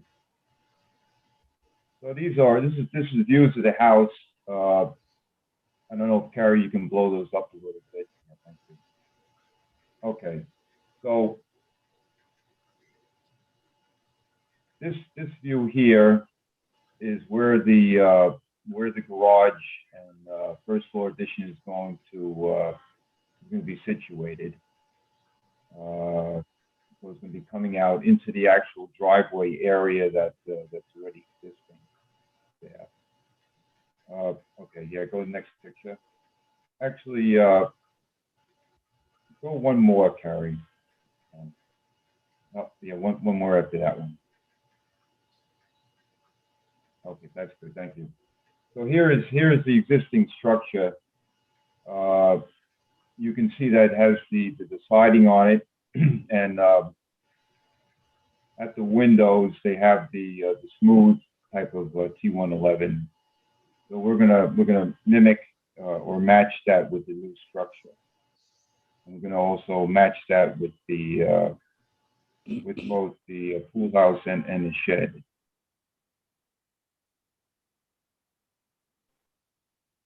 Judith, do you have comments regarding this project? Well, I want to know when you say match, do you mean like there's a stripe between the upper window and the lower window, and then which is a different color? And so on the addition, are you also going to maintain those two different colors and stripes? Yes. Okay. Yes, and we'll also match the groove. It's an 8-inch T111, so we'll match that same material. And what's between the windows is a smooth plywood T111, and we'll match that also. So And Yeah, and the important thing we and discussed windows. is that the trim around the windows, the doors, the eave, all that stuff, everything's matching in kind. Correct? Yes. Okay. Yep. Okay, seems like a good idea. Gloria?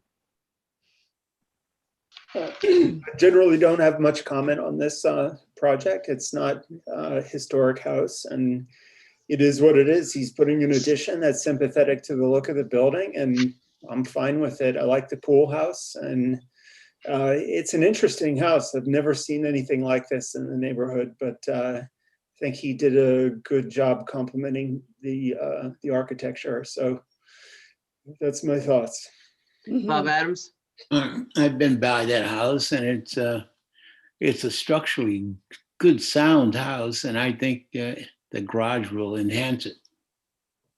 Bethany Dearman?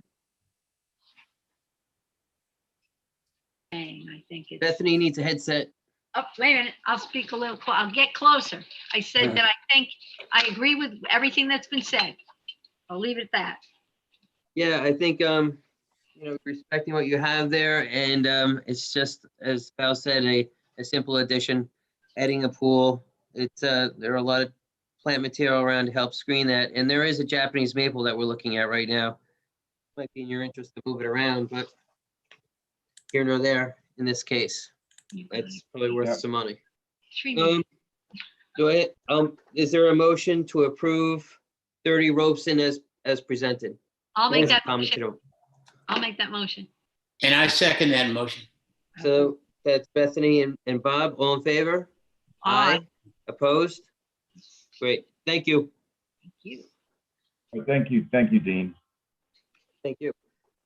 19 Walker, please. Mickey, you here? Mickey? Well, second call 19 Walker. 354 Madison Street.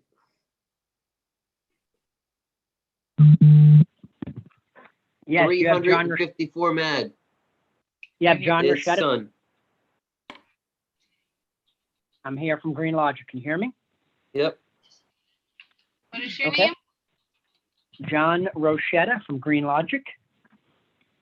So if you have a plan view of where these solar panels are going, that'd be great. Everything's been submitted as an engineer's report in the submittal, and you can see the south side of the home where the solar panels are going to be installed. This is an ARB meeting. We need to see it. I'm pulling it up, Dean. Thank you. Looks like he's on a phone, so Yes, I'm on a phone. I apologize. he wouldn't be able to pull it up.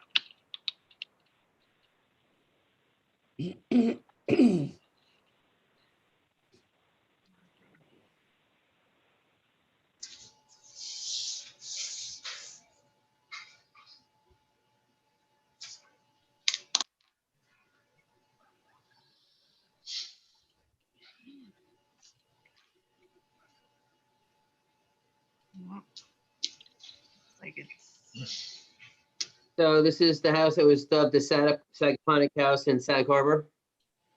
They want to put solar panels on the south side, which is roughly the garage. Is it the garage? Maybe it's not the garage. It's the south side of the house. Anyway. It's the south side of the house, not facing the street. Yep. On two slightly different pitches, and it's an all black panel. It's the best aesthetic panel that you can get, and this is where we're sitting now. the zip drive is not letting me pull it up. It should be an engineer's report here. Do you want, I know, but it's telling me that the file attachment has been classified as dangerous according to the email. He might have something. it's a zip file that you should have received, right? Yes, and that's what it's telling me when I pull it up. And even I have it saved to our shared sync, and it's still pulling up like that.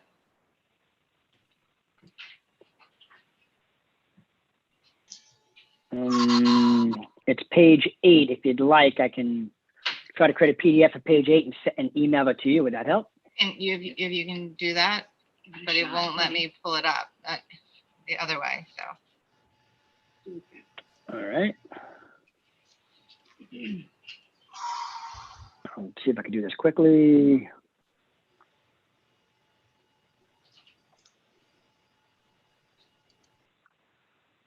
Yeah, these are all of the shades. They're all in the shades.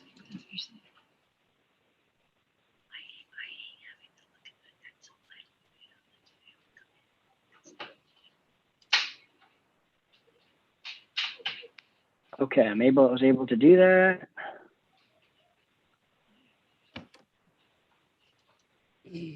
And which email address would you like me to send it to? cgarrepy@sagharbor Okay.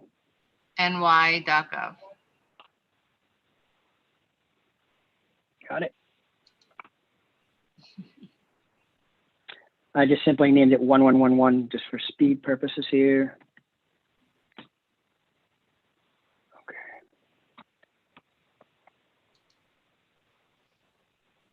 Okay. That should be to you shortly.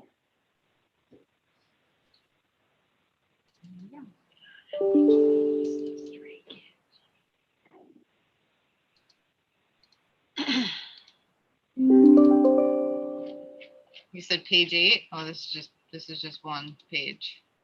That's just a page that you're able to see the layout of the solar panels on the side of the house, on the south side of the house. If you're not able to open the rest of the documents. Okay, just leave it there, please. So, Madison Street is on the right side where it says AP, SBO. Madison Street's that way. So you're driving north and south, looking at this, just in direction of the drawing.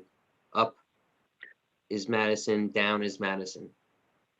Going to Sag. Right, you're gonna have, north, south. This is because it's kind of facing, this is gonna be facing south and slightly on an angle. So with the other house being, adjacent to it, you shouldn't really see it from the street as you're approaching. There should be another house slightly in the way. And it's fairly close to the property line, I believe. Just for future reference, if you're gonna, present to us, you should have like a site plan showing so we can orient ourselves, and then have pictures of this site so we have an idea. Because next time it's not gonna make the meeting.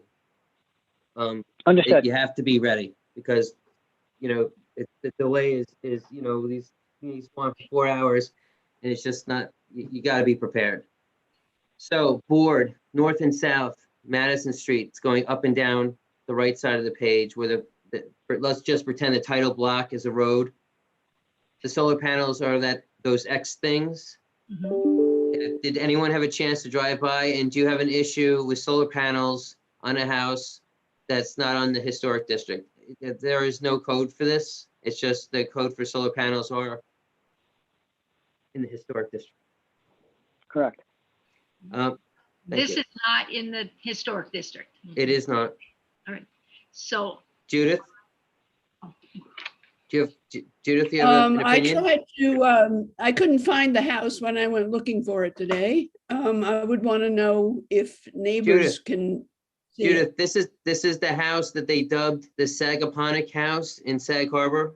We approved it like a year ago. Remember we took it through a couple iterations Yeah, to bring it down to something that was palatable.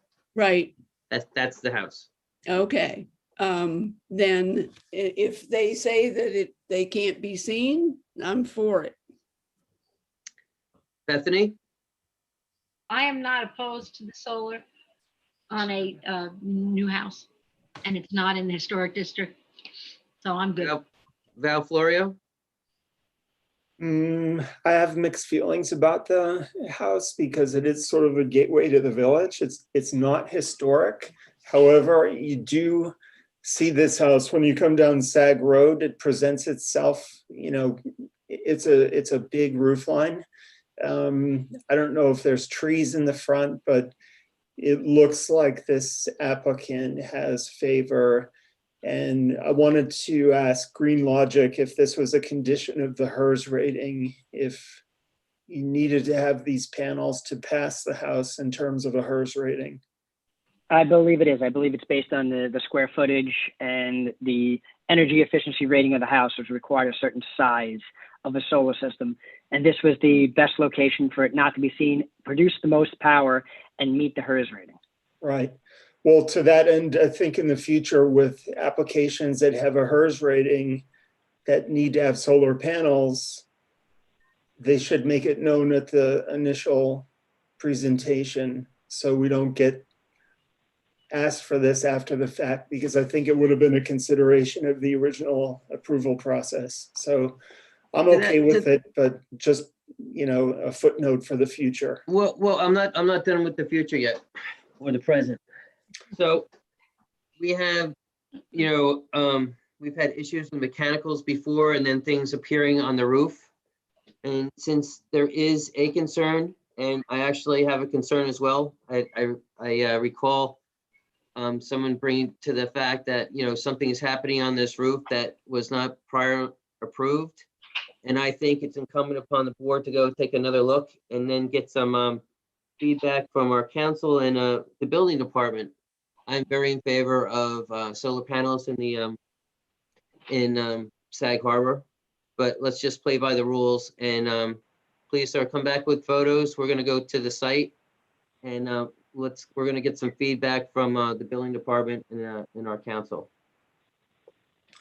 So you're not approving the solar at this time? I'm or tabling it.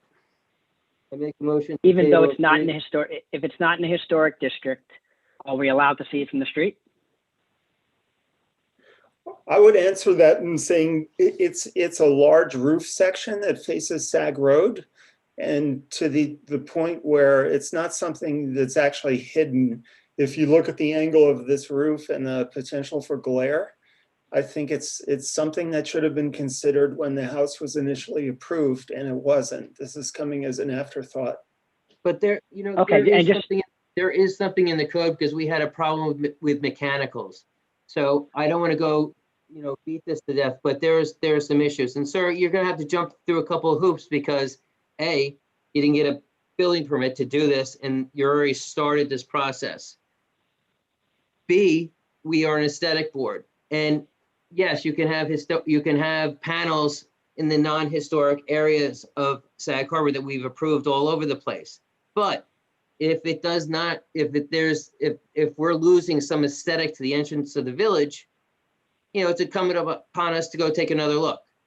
So yes, you have to come back, and yes, you have to be prepared for the next meeting. I make a motion to table 354 Madison Street. Do I have a second? Well, second. All in favor? Aye. Opposed? Aye. So that's myself and Val. Or Danner Place. This down. What do we do? 4 Danner Place. Hold on. Sorry. I think, 19 wasn't here. Mr. Elliott, are you on? Yes, I'm here. Hello, everybody.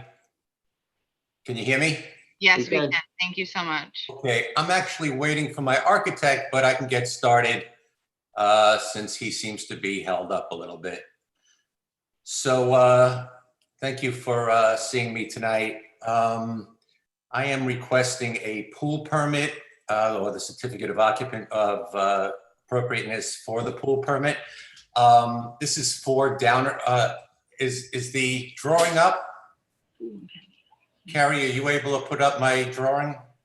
I'm here, just so you know. Oh, there you go. Okay, so I will defer to Joe Eisner, my architect. Hello, board members. This project is a proposal to put a pool on the east side, the side yard of an existing house at 4 Downer, also known as 11 Vickers Street. It's a house that has 2 street frontages.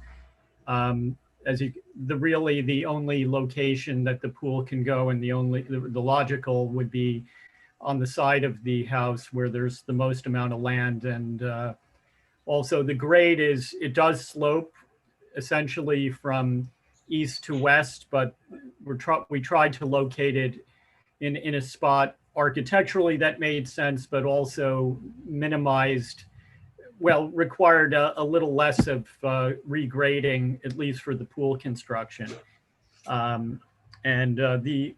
There are indicated on the site plan are the trees that have been removed, which were actually preceded my involvement.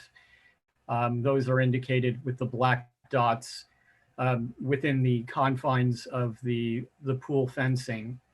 The surrounding property, basically is not being touched. The other well, at least the trees are not really being, there's no trees being removed beyond the confines of the fenced-in area of the pool.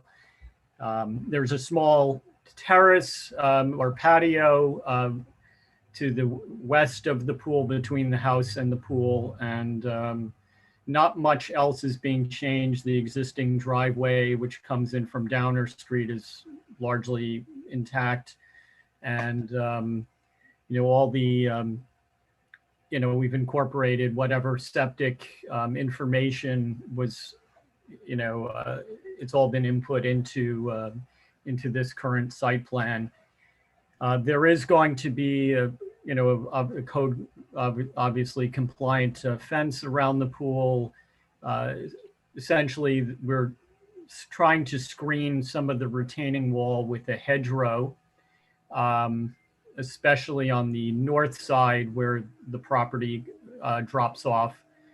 And, it essentially create a plinth for the pool area and have some sort of flat area for the pool and this, and a sitting area. Trying to see what else. It's, that's really the gist of it. It's, it's really relegated to the pool and to this zone that's being regraded. So, do you have a detail of the proposed gate you'd be able to see from the street? And then do you have a spacing of the boxwood that's hiding this retaining wall that does show itself? Perhaps 4 feet somewhere here. Yeah, I mean, we did not input that in. I mean, that could be added. That is going to be done by the landscape entity that's hired. We're in terms of the exact spacing, no, we have not, there's no dimension for that per se, just whatever makes sense in terms of allowing the growth and for these boxwoods to essentially fill in the space. I mean, I know they're typically spaced 3-4 feet apart, something like that. But I guess it does depend on the final species, which, sort of we're working with the owner on that. The owner is very involved, and we're sort of filling in as needed. So approaching just as an aesthetic, as far as details for the retaining wall and all the other good stuff, I'd like to know, that's going to be incumbent upon you to appease the building inspector and get the sign off on that stuff. I'm not going to comment on any of that. Aesthetically, I'd like to know what that gate looks like. Aesthetically, there's a retaining wall that would be, facing the street. So, we'd like to know what the spacing is, not from the landscaper or how the budget falls out at the end, but that wall is going to be mitigated visually. Yeah, So the intention is it would be hidden, pretty much thoroughly hidden, but yes, we don't have that indicated right now. That's important. But at the end, if there's 4 boxwood and we have this big retaining wall, we didn't do our job.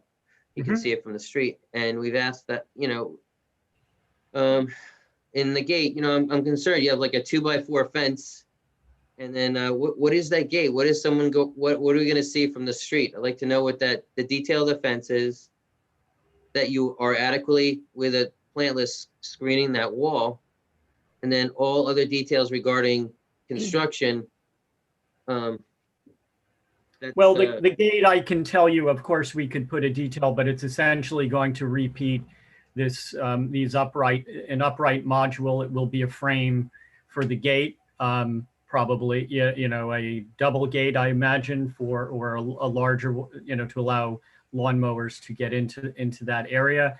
But yeah, that could be put in, but it is going to essentially repeat this detail number 2.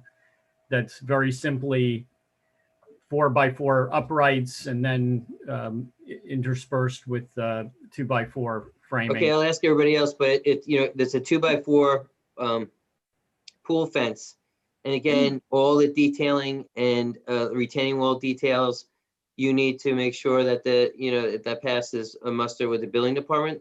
We're talking about aesthetics here. Aesthetically, I don't see how you have accomplished on paper that you have screened the wall and leaving it up to the landscaper and how the budget falls out.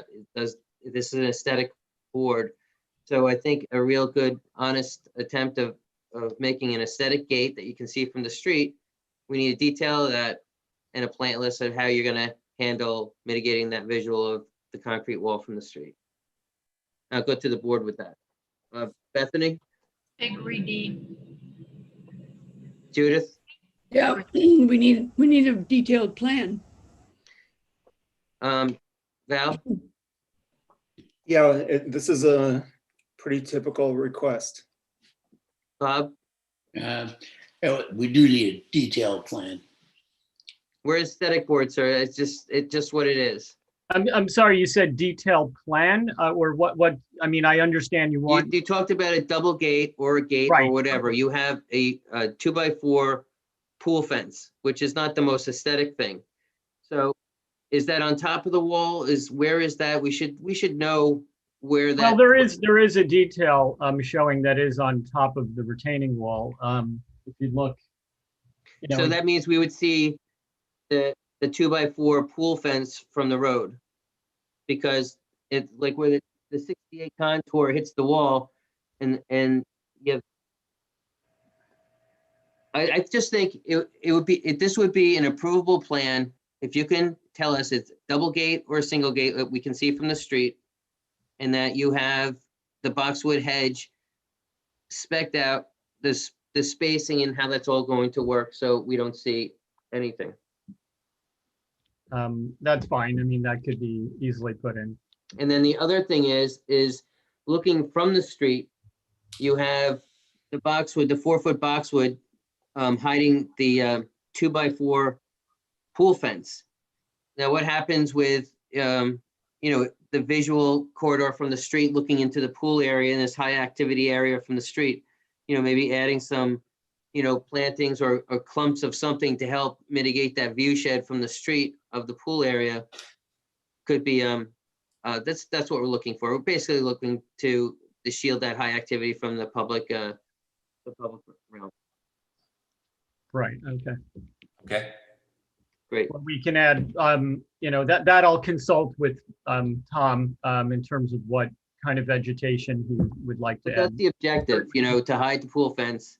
Give us what we're going to see from the street as far as a gate is concerned, what the size of that is, and that big high activity area around the pool, how you're mitigating that from the public view shed.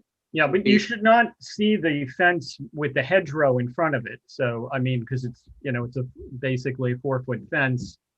The hedge is meant to be at least that height. Sir, we have to move on. You need a spacing on there. Okay, we'll do that. Yep. Take care of the fence, help the view shed from the public realm into your high activity pool area space, and give us a detail of the gate, and that we're done. Okay. All right, thank you. Thank you. I make a motion to table 4 Downer Place, please. I'll second. I need Bob, are you gonna make that motion? Bethany did. She did the second part. You made the motion. We thought you did. I'm sorry, Dean. Okay. Yeah, you made the motion, Dean. Okay.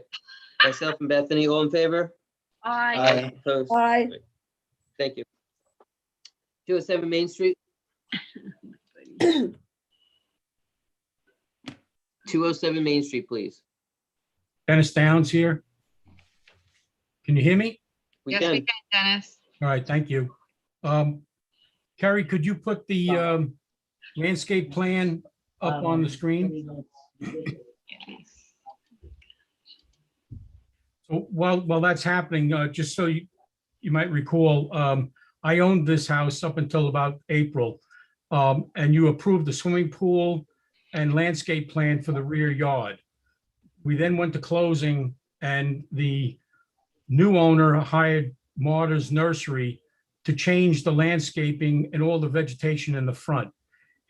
I had all Annabelle White hydrangeas. And behind that, there was this tall bush that had purple and blue built into it. And behind that was the yews. All that was removed.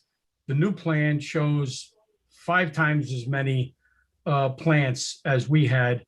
Also in the rear, they're putting in more green giants and more hydrangeas, and they're eliminating some of the grass that was back there, and they're planting as opposed to having grass.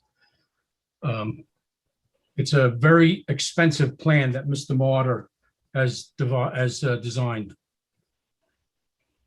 And if it's a nice plan, which it probably is, that's great, but we don't always get nice plans when people just go in and do something. So No, I it's really realize important that. to follow the rules, you know? The owner didn't understand, didn't recognize the fact he hired Marta. Marta didn't know he needed approval to change plants. I'm not gonna opine on that at all, but, because we see them all the time before us, but, let's go forward. Do you have the plan, please? I'm putting it, I'm trying to find it, Dean.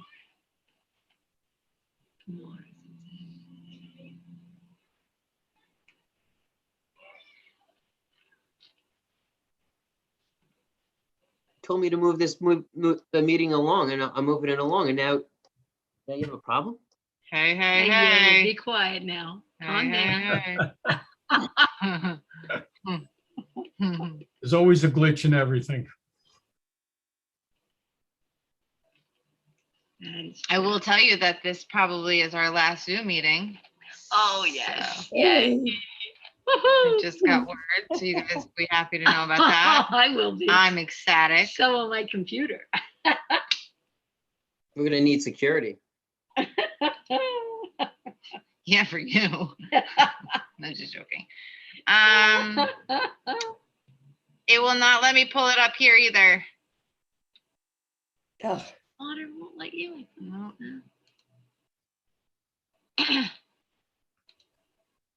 Carrie, do you have the hard copy? I do. I'll pull it up. Do you guys want to go on to the Yes. next one, and then Well, I'll get yep. it? 165 Madison, please. Anyway, look. 165 Madison. Hi, this is, yes, 165 Madison. Hello.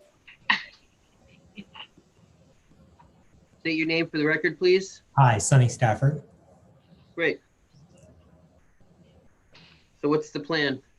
The plan is just a front refresh of the house, updating or replacing the storm shutters and fresh paint.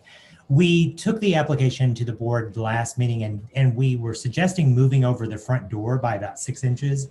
And I think there was some pushback on moving the front door over to create symmetry with the front of the house. And I think we were also adding an additional porch light. So we've removed that from the plans. Okay, can you show us, just refresh us quickly? Because Yeah, I had 0 problems with this project. I think it's a great project. But just to refresh everyone, please. Carrie, do you have the plans by chance? Okay. Hi, Gary. He wants to know if you can. Yeah. She'll be with us in a minute. Okay. Zach, do you have any issues? Well, I'm reading the agenda and it refers to the landscape. I didn't recall anything about the building. Yeah, we were looking at the front. That's why I want the plans up. But there was that quirky front door that wasn't on center. Yeah, they wanted to make it centered and we got over that and decided it was fine the way it was. I don't recall anything else. No, but about the they have plans that reflect that it based on all our Right. comments that we made. Right. And there was also something about the lighting, some sort of lighting fixtures. Right, and we replaced that. We were trying to flank Okay. the front door. Okay. And, and shutters, correct? Correct, replacing the broken down shutters that are there with updated hardware. Yeah.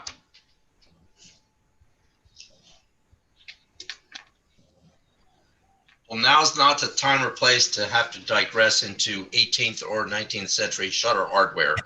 But I want to mention that I think your image reflected some sort of 18th century hardware, which is not appropriate to the house.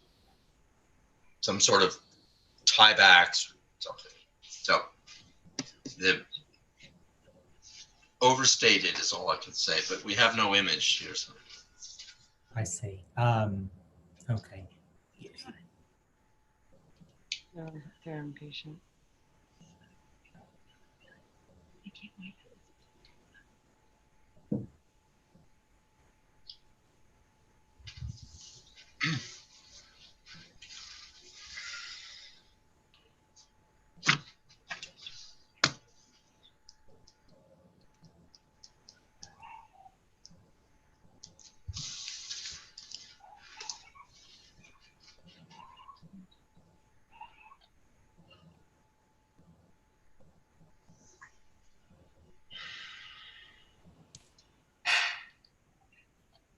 Excuse me? I didn't say anything.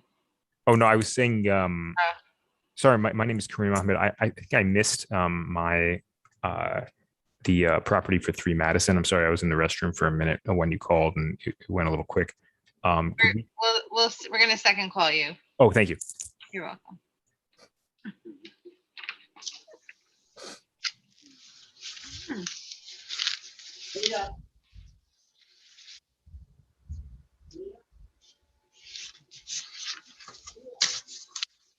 Is Paul, who's here for 165 Madison? I am. Sonny Stafford, the homeowner. Honey, is Paul here? I don't believe he is. Okay. Do you not have the latest file? I do, but we're having a problem with our shared sync, and we download it to shared sync, and it's coming up with errors. Oh, So okay. that was the problem. That's been the problem. Just seeing if, yeah.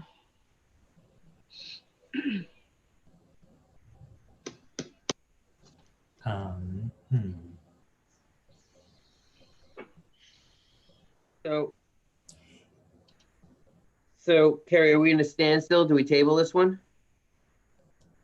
Well, There's got to be a graphic. Last time, right? yeah, this is what they submitted now. How about we go back to 207 Main, and then I will bring it. I'll scan it just like I just did for 207 Main. 207 Main Street, please. That's Dennis. Dennis, Dennis, I'm here. hold on. Am I muted? No, No, we can hear you, Dennis. Okay. We can hear you. All right. There you go. Okay, so what was approved a couple of months ago was the swimming pool and the slate patio and green giants all around. The solid green is already on the south side. That's all green giants. I put 35 green giants in the backyard, and they're going to put more in. They where I had them 5 feet apart. When you've got in between each 5 feet, but another row in, there'll be another. So there's absolutely no way you're going to see through. You can't see the house next door behind us any longer. That was Santa Cruz's old house, and on Jefferson. You can't see that with these green giants that are there now. And then we filled in as much of the backyard with different color hydrangeas. What they want to do in the front is they've got a lot of specimen trees that they're putting in, if you can see, and some hedges that they're going to be building. So installing. fence, like for instance, fence posts to be replaced. Yeah, there's some old fence posts there, right? So is it the same exact fence post? There was a Is it lattice fence post that was there. They're going to rebuild it. But mine had some damage done to it when they took it out, and they're rebuilding it. Also, the driveway is red brick and it crowned in the center because of the two wheels going from the car. So that's coming out, and they're making the driveway and the walkway the same as the patio in the back, using the same type of slate. So back to the fence, we'll pull that out. We need to see a detail of the fence. So we need to have some documentation of what's going on with the fence. Right. It's a historic fence, you know. No, it wasn't a historic fence. The fence was installed somewhere in the 80s. Well, then We can't just say we ripped out the fence and put a new fence in. We need to have, that's gotta be spelled out. So we'll pull that out of the Which deal. fence are So you let's talking talk- about? It says fence posts to be replaced. That should be fleshed out. So I'm let's not pull it seeing- out. Let's talk about the All right, landscape. are you down by the road or are you in the back? Yes, by the road. By the road. Yeah, fence posts to be replaced. Yeah, those were brand new. We just put them in. We rebuilt the fence. Yeah, but we would have looked at that, you know what I mean? And so let's, right, I hope all they're right. not building that. All right, I'll get a detailed drawing of the fence post.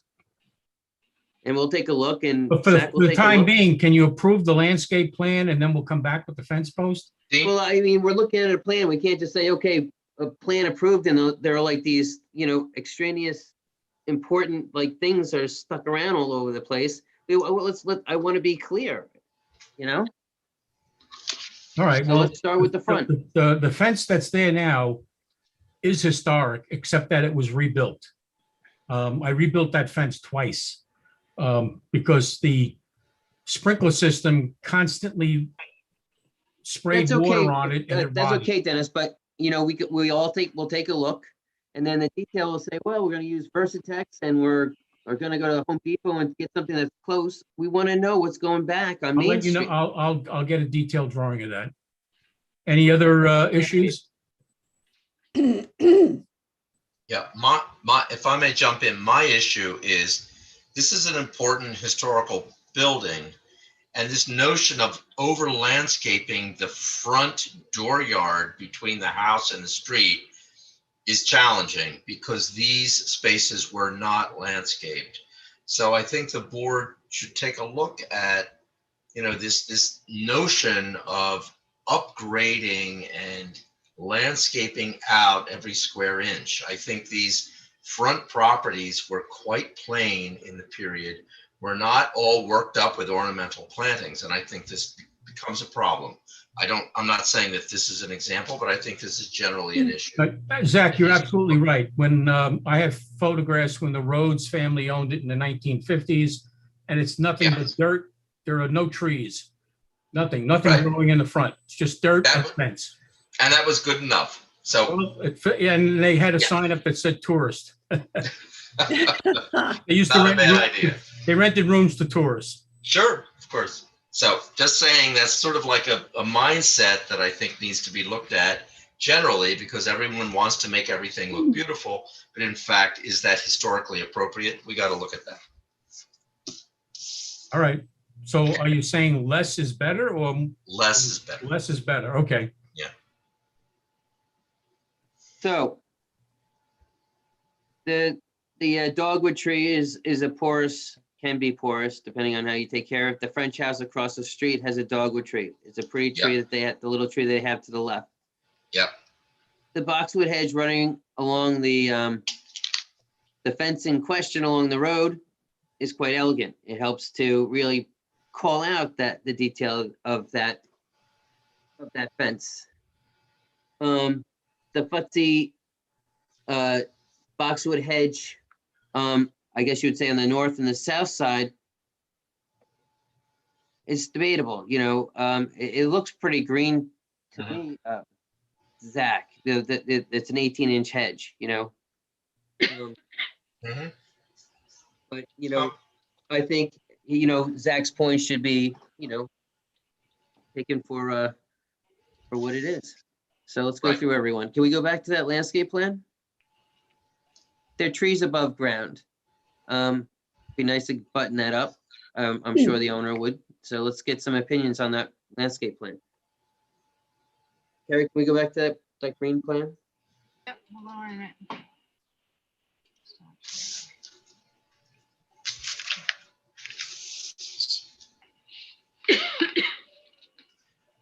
So, Judith, how do you feel about that this front parterre, if you will, in front flanking the front door? I feel that I am 100% with Zach, that less is more, and the fewer specimen trees we have, the better anywhere. But I agree that a front yard is just a yard. Should not have fancy dancy trees. As far as the back goes, nobody can see it, so I think it's fine. So I guess that's two people now are saying, Dennis, but maybe the north and south little boxwood hedge could come out instead of creating that parterre in the front. I agree with the boxwood by the residents, and accentuating the front fence is kind of. There is a hedge on the north side. It's about 12 foot tall, and my neighbor and I, we used to. No, share- I'm not talking about that. I'm talking about the little French hedge that's in front of this house, that this little On the rectangle front, that we're okay. looking at. All right. Right? So the little piece that's by the brick driveway and the little piece by the dogwood over there by that big hedge that Nellie Stevens that they put in, maybe that goes away. Okay. And okay, so let's go to Bob. That front, I can see what you just said there. I would go along with that. Val? Yeah, Sag Harbor is a walking village, especially Main Street, and it's nice to appreciate the architecture. And I don't particularly personally like it when you hedge the front yard and folks can't appreciate all the good work that this board does also. So I don't know Yeah, if that's a Scott, let me, screening issue, Dennis. Val, sorry, let me address something. When I bought the house in 2007, the fence was down because it got hit by a car when they were doing that film, Sweet Liberty. And the owner then put up a row of cedars that were about 12 foot tall, and it completely blocked the house. And I took them all out, and we put the hydrangea whites in there, and I got accolades from many, many people about how beautiful those hydrangeas were. I don't know whether they're looking for privacy or if they just thought it would be something nice to have along the front. So I just would like to get to the heart of the matter, because I'm reading the plan. It says an 18-inch boxwood hedge. This is a no-brainer. The fence comes off, we need to see the detail.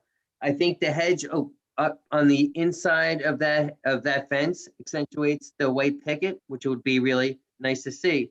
The hedge in front of the house, it's 18 inches again. I mean, this is a tiny little hedge. The two hedges that are on the south, 18-inch hedges on the south and the north side of this parterre, Okay. Yeah. should go away, right? And then then we're there. So we don't have to dwell on that. Okay, I'll get that fixed. And then Bethany, do you have a comment? I'm just going to look forward to the next plan. That's all I'm saying. Are you concerned I at think all we can about resolve anything in it. the I mean, rear? if this is a very simple plan. We just, as everyone's saying, it shouldn't be that, historically it wasn't a futzy little French parterre in front of this house. So if we take out the north side and the south side, put this tree in, which looks really nice at the French house across the street, I think that's kind of fun. Okay. Hey, Dean, is there any concern about the rear yard? I didn't hear any concern, and Okay. I definitely don't. I'd be curious to know what the slate driveway is going to look like. It's going to look identical to the patio that's in the back that you approved about 2 months ago. It's all earth tone slate. Okay. And that would be the walkway going from the street to the house, as well as the walkway that goes from the front walkway to the driveway and all of the driveway. So by the Corcoran house, there's a coated stone. It's not slate, it's blue. It all kind of looks like bluestone. That's a coated stone that comes from India. If that's over there across the street next to the French house. That person has big pieces of bluestone with flowers in between the crevices of the stone. So it's just not something that is not uncommon here in Sag Harbor. I think it's an upgrade from the brick. So with these comments, is there a motion to approve this landscape plan, taking out the fence post and fence? And we'll wait to see their presentation. I make a motion. Is there a second? I'll second that. Can they All in start, favor? Aye. sorry, can they start planting the lawn in the front with some of those trees that we mentioned? Well, you'll have to talk to the building inspector, but I'm gonna make Okay. these comments that we're talking about tonight. And then All right. you'll have to square off with the, make it square with the building Okay. department as far as Thank your you very permits. much. Appreciate your time. All in favor? Aye. Aye. Opposed? Thank you. So Dean, Yes? you approve the landscape, no fence and no hedge? No, so I'll come in and mark up the plan. There's like two little pieces of hedge Okay. that we're removing on the south All right, great, Side. thank you. and the north side. All right, thank you so much. Thanks. Okay, 165 Madison, can we go back to that one? Love to.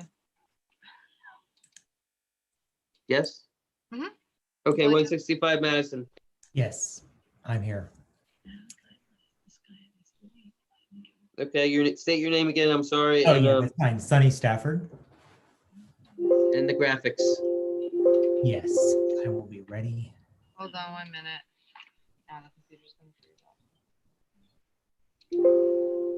And Zach, if you could just jump out in front when the graphics come up and make your comments, and then we can just go down the board. Sure. Well, I think we cleared up the centering of the door, and I'm just curious about the shutters. There's a proposal for shutters and hardware. Before we see the image, I just want to generally comment that there is a tendency to over-design. And in the case of shutters, I think we saw some hardware which is not, it's early, like 18th century periods. This appears to be a little nitpicking, but actually it's important not to take a mid-19th century period house and put shutters on it that look like they were from the 1750s.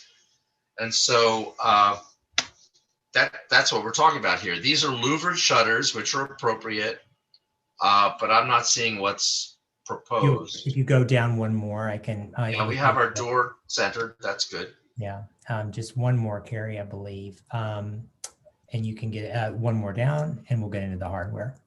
That is it. The hardware's on the bottom. Yes, well, I'm sorry, you don't have an image of the hardware? Is the hardware on the bottom? There's detail. Oh, no, it's In defense of the applicant, it's very hard to find reproduction hardware that's appropriate to this period because the retailers tend to sell more elaborate looking stuff that's really for an earlier time. I just don't want to be mixing two different concepts together. In effect, they can get a hook and an eye at Home Depot for 29 cents and call it a day. They don't need elaborate contraptions to hold these shutters back. So, Mr. Architect, how do you feel about, I guess, calming down at the detail of the hardware on this house? Are you asking me? I'm sorry. Yep. I mean, I would prefer not to. I mean, we live adjacent to or across the street from the bottle shop and house, and I mean, we tried to match the hardware. We've tried to match the hardware as best as we can, and we felt that this would add a nice level of detail. So my preference would be to maintain it or to keep it as proposed. Okay, so my comment on that is the house is Victorian period, perhaps 1860s. The window sashes have been updated in the 1880s. And so this is not a colonial era house. And so replicating something else that's in the neighborhood is not what this board is looking to do. It's looking to do what's appropriate to this particular building. These are louvered shutters, more appropriately called blinds. They are held back by hardware which you cannot see. That was an innovation of the 1850s. And so what we don't want is colonial era looking hardware. Okay, let's work with what we have. I can pull up an image of the hardware if you would like. I just would have to share my own file.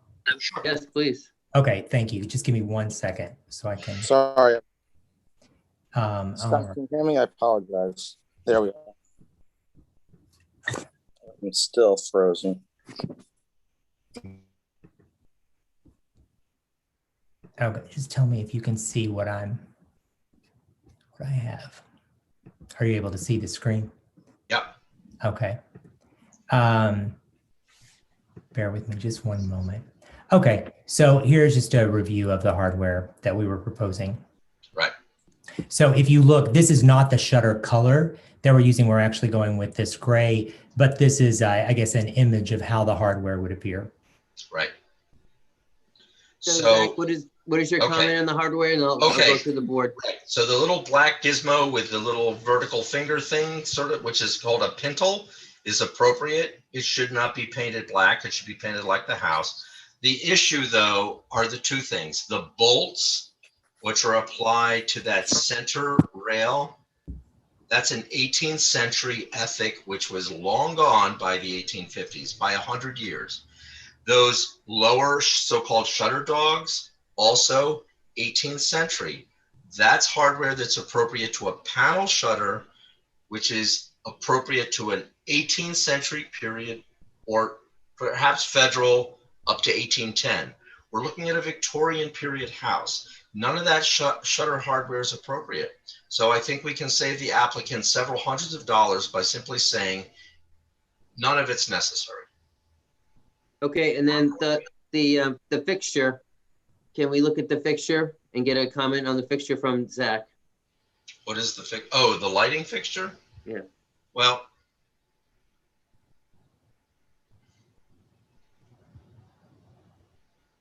yeah, I mean, again, that's 18th century looking. The problem I have these days is that our applicants are looking to put two pairing. I've removed He's got one. there. So if we're looking at one, fine. Okay, so we've heard from Zach, this applicant's keeping the door off center. The quirkiness of Sag Harbor really radiates out to us from this house, which is really nice. He's sticking with one fixture like the original house has. That's great. Great. The shutters are period, and the hardware seems to be a sticking point for our historian, but I'm gonna run through the board. Judith? I am 100% in agreement with Zach. I think that any of this showy hardware is completely inappropriate, and I would vote against having it. Bethany? Question. Bethany? Well, my question is, with what comes next, if this, I agree about the hardware, but can we move this forward with saying that he'll not have the fancy hardware? Yeah, that's a sticking point, Bethany, but I'd like to get the opinion from everyone. Yes, And then we can, I'm just throwing that out there. we're gonna negotiate. I mean, Okay. the facts were stated. Yep. Val Florio. So this is about the shutter hardware? Yes. Yes. Yep. I don't want to conflict with our historian. I happen to like shutter stays. And it's interesting because on many houses on the street, you'll see a scrolly S-shaped shuttered stay or shuttered dog. And I don't know, I'm gonna, since you asked my opinion, I'm gonna say I like them, point blank. I'm going to go along with Zach, and if it's not called for. Okay, even so, at this low profile? so we're talking about these 165 Madison. It seems like everyone on the board, except Val, has an issue with the hardware. So what we can do is maybe what we could do is we could vote to approve this, and you come back with an alternate hardware system, or you can take your chances with a vote right now on this. Well, Zach vote- suggested that he just put hooks and eyes behind the shutters, and that will hold them in place and they wouldn't show. Sure. This is, excuse me, customary, especially for people who have these louvered shutters still hanging on their houses, and the old hardware is no longer functioning properly. And what you want to do is just to keep the shutter held back against the house. You can do that with a hook and an eye, and it's not seen. It's set high enough above the bottom of the shutter so you don't see it. You don't paint it. It's just holding the shutter back.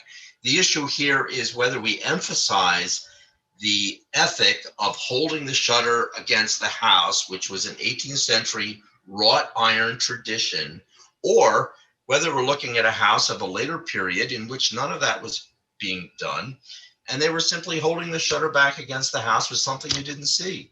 So the applicant, applicant, there seems to be an issue. It doesn't seem like you have the votes to have a non-period shutter system, the mechanisms for the shutter. Is there any wiggle room here to approve without your hardware? And then you can revisit this with somewhere meeting us in the middle? I apologize. I had a lot of communication getting in. The one question about the hook and eye, it allowed the shutter to rattle. And that was one of the things that we're trying to avoid with all the wind issues that we have around here. Is that something to consider? they'll have to just mount the hook and eye so they don't rattle. You just don't have, you have one vote in favor for this. Evidently, yep. This is a sticking point with the board that you have hardware that's not period to the house. So we can vote on approving everything except the hardware. And then you can come back with something that, something that's more relative to the situation, or we vote and you're not going to get it. The hinge part of the hardware where the shutter pivots on is acceptable. It's just the finial that holds it back, correct? That we're questioning. Do we all agree with that? That and the locking mechanism, we went through this whole thing. That's just the locking and correct. And the S stay on the bottom. Just making sure that it's what in your application, it's what's referred to as a shutter dog. Yep. And the shutter locks. Neither of those elements are appropriate. That's all. Okay. Okay. All right. And the shutter ring, is that appropriate? I'm sorry? The shutter ring, this pull ring? No, that's not appropriate. Okay. So scratch everything on basically scratch those three. Okay. I need to move this forward. I agree. I guess all right. We can't fight what we don't is not historically correct. What we do you can revisit it, but what we can do is we can move forward, and then you can represent hardware. We would really appreciate that in order to be able to move forward with the other items. We can look at it. We're not trying to be any controversy. We love the town. Okay. So I make a motion to approve 165 Madison without the hardware. And is there a second? Dean, can I ask just one question, because I'm kind of, what else are we approving beside the? There are a couple pushes in the front, some box. I think everything we went through at the last meeting. It was the door. The door is staying where it is. Yeah. They're replacing the sconce. Yes. Yep. Yeah. So there's an old sconce, and they're just putting one sconce, a new one back. Okay. Right. The shutters, and then we're just extracting from this whole entire thing the non-period hardware on the shutters. Okay. Is there a second? I second it. Okay, so that's myself and Bob. All in favor? Aye. Dean, can you go back to 3 Madison Street? Well, hold on, we gotta get Val's like nay. With all due respect to the historian, I'm going to give it a nay vote. Okay, there we go. Good. Okay, thank you. Thank you. We appreciate your time. Thanks. Where would you like to go, Carrie? 3 Madison. 3 Madison, please. Oh, God, I thought that was adjourned. They were in the bathroom. It's number 2 under new business. Yes. 3 Madison, please. Yes, I'm here. I thought we tabled it. Can you just walk us through this, please? Sure. Hi. Good afternoon. My name is Kareem Ahmed. I'm the architect on this project. This is a pretty simple project here. We're just doing a alteration type 1 of the existing retail, keeping it as a retail store. The new tenant, Love Shack Fancy, they have a store up the street. They're moving here, just get a slightly larger location. The main changes we're doing, or proposing rather, if we scroll down to the 3rd page, I believe.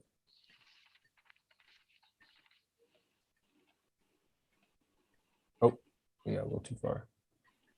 Yeah, here we are. So all of the scope of work is painting the facade white. We have the paint specification there on the left side. We have a sign that we'd like to put up above the door, and we'd like to change a little bit of the door molding at the main entry. Right now, there's a more of like a pediment, like a slightly angled molding, where we'd like to change that to a more rectangular molding. Okay, so let's stop there. So Zach, do you have a comment on that? That's something No, you think well, of? I mean, it's a contributing structure in the historic district, but I think we can all appreciate the fact that this entire 2-story facade that's been built out on this house, there's nothing of any, historical importance involved there. So I think it's really more of, it's an aesthetic decision, not a historic one. Please continue. So not too much more to it, besides that the change to that molding, adding the sign, and painting white. And the side, just and we have a rendering on the next page if you'd like to scroll down one more page. Just the dimensions of the sign. I mean, it looks proportionate to me, but you have a. Yes, the dimensions of the sign. Sorry, I got to switch to my PDF. 1 second. Where am I? Like 8 something by. Yes, it's 10. Yeah, it's 8'8" by 1'9". Are there comments from the board? Anyone? Judith? It looks okay to me. It's the old Christie liquor store building. I think it will be an improvement. I think the doorway is an improvement over what's there. Judith? I mean, Stephanie? I think it's fine. Bob? It's fine. Val? It's lovely. Okay. Is there a motion to approve 3 Madison? 3 Madison? I'll make a motion to approve. Who's going to second that? I'll second. So it's Val and Judith. All in favor? Aye. Aye. Opposed? Thank you. Thank you. All right, thank you so much. Have a great night, everybody. You too. Okay, Carrie, I'm completely confused. Where are we? We are moving on to 258 Main Street. 258 Main Street, please. Number 10 under new business. Got it. Thank you. 258 Main Street? Nobody's here. And it's for Anthony, so table it. I make a motion to table 258 Main Street. Is there a second? I second. That's myself and Bob. All in favor? Aye. Aye. Opposed? 39 Howard Street? That's adjourned to the next meeting, so we I need a make a motion. motion to adjourn 39 Howard Street. Is there a second? Second. That's myself and Val. All in favor? Aye. Opposed? 155 Redwood Road. 155 Redwood Road, please. Second call that. 50 David? What? David? Guys, can you hear me now? Yes, We we can. can. Hey guys, sorry. So I'm here with Tony from Fred Thru's office. David Bennett, right? Yes. Hi, David. Hey guys, how is everybody? Good. Great. Please tell us what you have. So 155 Redwood, Kevin and Dana Risen wanted Fred Thru's office to design another house. We did the one right next door at 12 Cornell. House was very similar to 12 Cornell in a lot of ways. House, pool, and detached garage. I believe everybody, I don't have things set up, so I think if you guys could pull up, if you have any questions with the plans, I don't know if you all have them in front of you. Carrie, can you bring that up for us? I'm gonna try.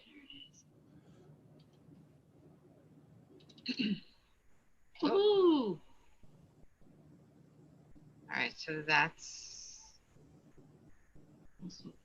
no, that's just the.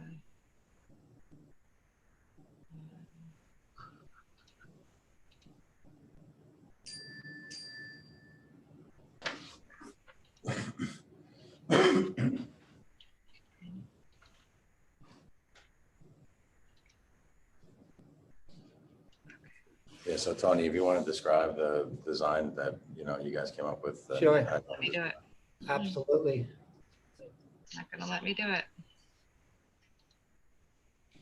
They've got it, just, you know, they've got to do it. You want me to try and email you them again? No, I have them. Well, just give me 1 minute. I'm just trying something else. 26.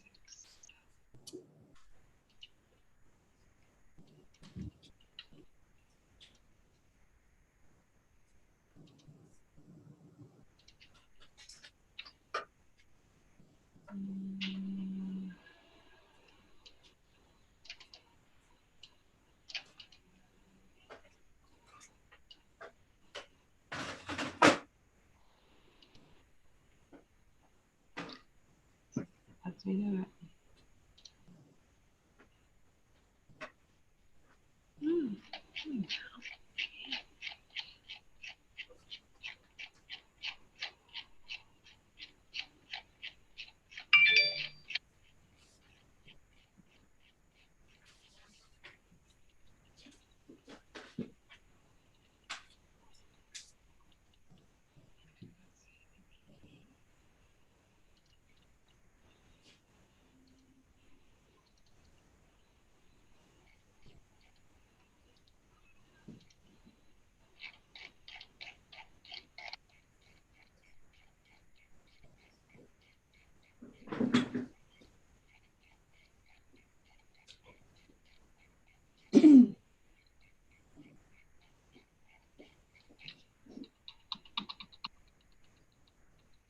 That's the next one. That's not the next one, but that's a discussion.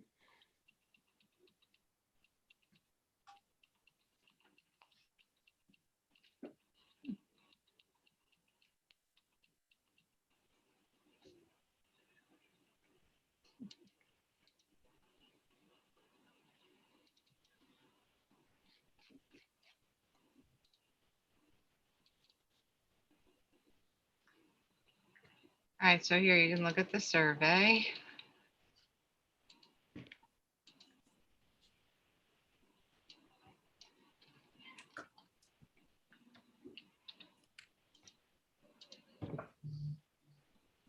So,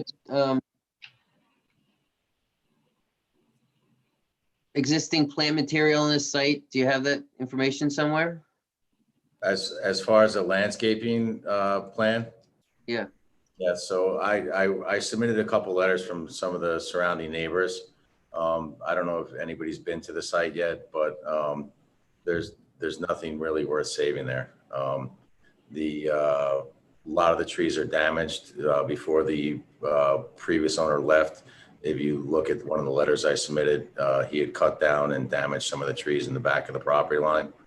And most of the trees in the front of the property line, I believe, were damaged as well. So there's, unless I'm really mistaken, there's nothing really left to save there. We have gone to most of the neighbors who looked at the landscape plan. They looked at the design of the house. And I think they wrote you guys letters to wanted pretty much to show their support for what we were proposing. And obviously it's an eyesore right now. When I built 12 Cornell, we had to spend a fortune screening out the property. Do you have pictures of the existing site? You did submit them, right, Tony? We did submit photos, yes. Well, it's kind of a public, it's a tape meeting. Do you have pictures that you You guys can? have access to it right now on your screen? I doubt I have access on my screen. Okay, so let's just talk about the architecture then. Okay. Can we go to the elevations of this structure? And can you tell us the square footage of this new thing that you're proposing?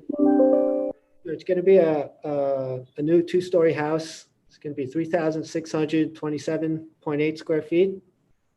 There's going to be a detached garage that'll be 593.9 square feet, and a pool, a 16 by 40 pool. So the house is going to be, you want me to go through the materials of the house? I'd like to see the elevations of the house. I'm pulling it up. Side to this house.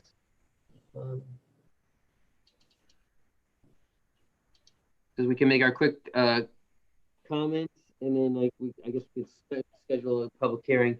We can address some of these things. All right, here we go. At that time.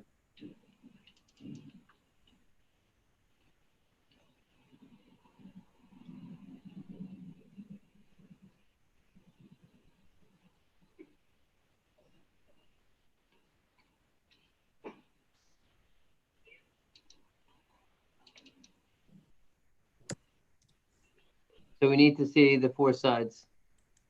Just hold me. I don't know why I can't. You said your name? G-L-L-E-I. Okay, so we're here. Let's talk about the garage. Okay, we're still not seeing anything coming up, but are you guys seeing the garage now? We are. Okay. Okay, so the garage is going to be a black metal roof, standing seam, which will be similar to the house. There's going to be vertical cedar siding on it, which will be, a complementary color to the house. It's going to be a gray.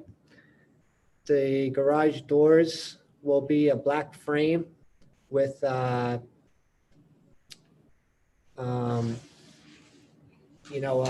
frosted window panels. Similar to the side of the garage, there'll be a man door going in the side with a similar look with the frosted glass. And then around the back, there'll just be a horizontal cedar detail, which matches detailing on the house with a browner tone that complements the gray. And you'll see once we see the elevations of the house that these elements complement the house. Great. Can we see the four sides of the house? Sure. We have them in front of us here. We just can't see them on the screen for some reason. Probably because I'm doing something wrong, but. I can see them. Yep, we have them.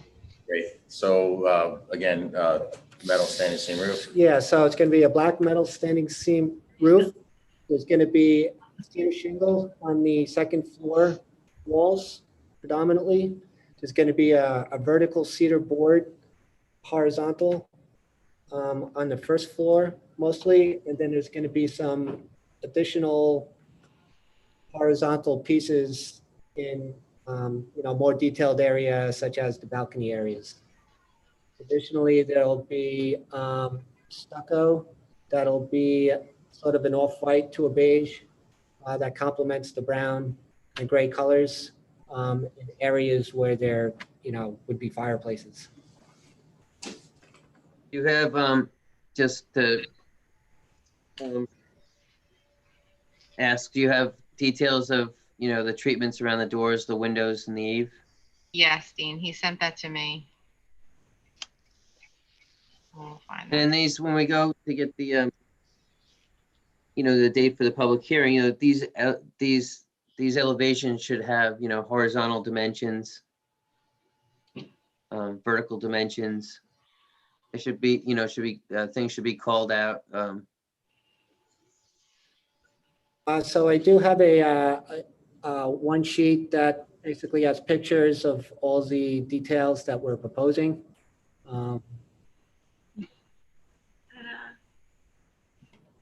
Yeah, so Dean, you're looking for like the more detail on the rain screens or? Yeah, so, so like the regular architectural details of the eave, so we look at it, we're like, okay, let's stop at this size. And you said that the garage repeats this, the same vocabulary. And then, have the treatments around the windows, if there's a reveal, what that depth is, and just so we can make it an aesthetic call on this house or a comment. So the pictures are not, I hope you're not sending this to the builder and just, make this happen. The same with us. We'd like to see, very minimal, right? I mean, we'd like to see the dimensions on the vertical height of the different parts of the house, the elevations, the dimensioning, the widths of the doors, openings, or whatever. We need to make it an architectural aesthetic call. So an eave detail, a window detail, a door detail. We have a window schedule on the floor plans. We also have a pyramid diagram. So if that information that you presented, that I looked at the file, I did not see what I'm asking for. So if you're the architect, a blow-up detail of the eave, blow-up detail of the window, what the trim is doing. Is it flush with the with the facade? Is it recessed back? And we just need a little bit more information to make a call. And what I'd like to do is we're going to go and set a date for a public hearing. So these are my concerns, and this is sort of what I'm asking for, just me. And I'd like to move on and get the opinion of the board, so the way forward for the public hearing, which is a couple, several weeks off. Okay. So you could take this, to note and supply us this information at the next meeting. So that we can't vote on anything except a date for a public hearing. So we need details. Yep. Okay. Is there Back to the four sides, the elevations, and I would like to run through the board and get their feedback. Okay.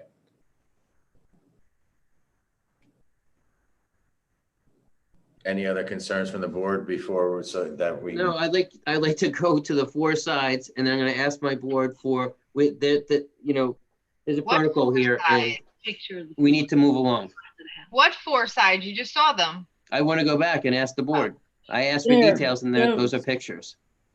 Okay, so Judith, the house that they built adjacent to this property is similar, if you recall, and Cornell. I forgot that it's on the 12 Cornell. Yeah, 12 yeah. Cornell. What is your what are your comments? My comments are that it's an interesting structure. It looks quite large. I'm not sure what this vertical tannish rectangle is. I guess, is it decorative? Is it functional? The rain screen, it's also the stair, the vertical circulation for the house. Okay. Well, I think it's an interesting design. I'd like to hear what some of our architects think about it, our architect. Val, you've been summoned. What's your gut? Thank you. Well, what would be helpful, I think, is a rendering, in looking at the elevation. I'm not sure if it's doing your project as much justice as it could. I'm looking at what you built at 12 Cornell, or just an image of it. And I think that you've got a few different materials. I know you said that the palette is supposed to be harmonious, but I feel as if the color scheme, you've got some clashing materials, and your rendering for 12 Cornell is a little bit more aesthetically pleasing. So, but as far as the architecture, it's proportioned nicely. And I think if you give us a little bit more in the way of a visual, it would be helpful to comment. Yeah, rendering would help.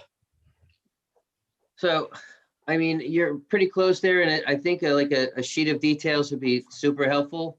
The next step we'd have to call for a 3D rendering, which I don't think we really have to. If you can please accommodate the dimensioning and some details of this structure would be helpful, and I would take I would note the comment that Val said regarding the color scheme for this house. Yeah, Bethany? Just one question on that. Are you like referring to the to how we have some of the colors, like the vertical cedar that looks a little blue in the images that we sent you?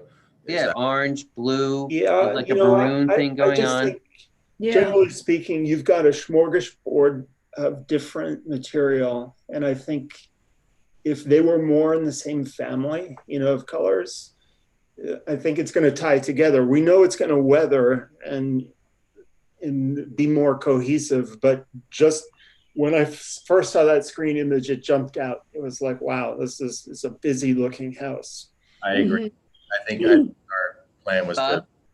I think I'd like to go by and look at 12 Cornell and give me an idea of what I'm looking at. Bethany? I would agree with Val. I do love the way the house and the garage, are match. I like that very much. Yeah, so I think we're presented with a lot more detail on 12 Cornell. We could visualize that, and I'm just throwing this out there. Please provide us the information that we requested, because if we may have to ask for a 3D rendering if that you can't like flesh this out a little bit more. It's very hard to okay, see what direction this is going in. If you guys do go to 12 Cornell, could you do me a favor and just go next door? And if there's something, just to get in front of everything, if there's something that you guys want to save on 155 Redwood, could we get in front of that so that's not an issue later on? I think what we'll do is we should set up a site meeting, because these houses are rather large.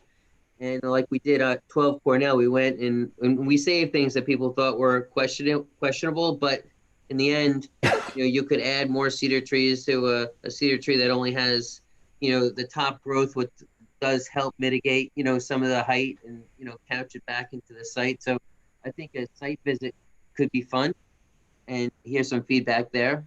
But I think you're onto something. I think, the change of material is kind of fun, but you don't have to change all the material that's been mentioned several times, and change the color too to call out the change of material. I think it's very interesting, but I think you have some helpful hints as far as the direction that we feel this house should go in. Gotcha. And maybe with Carrie, we can set up a site visit, and we'll grab a couple members and we'll just take a look at how the site and this proposed structure would work. You're going to do a site visit before you do a public hearing? No. Okay. So can we go to the landscape plan quickly? Sure. Let me just grab it.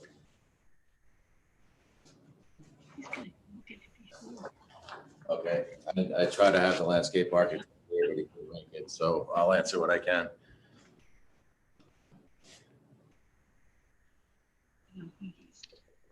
Do you guys have it in front of you yet, or? Not yet. Okay, I got it in front of me as well. Well, we don't. But quite honestly, I think a quick site visit would be great. And then I think there's enough information here that we can set a public hearing. Okay. Carrie, what is the date of the next meeting? The next public hearing date would be July 22nd. I make a motion to set the public hearing for July 22nd for 155 Redwood. Is there a second? Second. That's myself and Bethany. All in favor? Aye. Please table it. Oh, I make a motion to table 155 Redwood. Is there a second? Second. That's Judith, myself and Judith. All in favor? Thank you so much. Thank you. Aye. Thanks, guys. Thank you. 50 Terry Drive. Yes, hello. My name is Kevin from Patrick's Pools. Good evening, board. Can you hear me? We can. And how are you? I'm doing well, thanks. How about you? Good. So I would like to discuss the pool, the building permit application for the swimming pool modification at 50 Terry.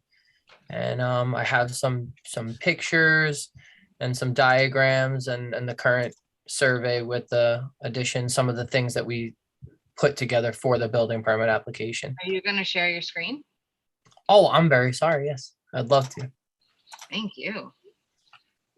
What is your name again? My name is Kevin Moley. Allow.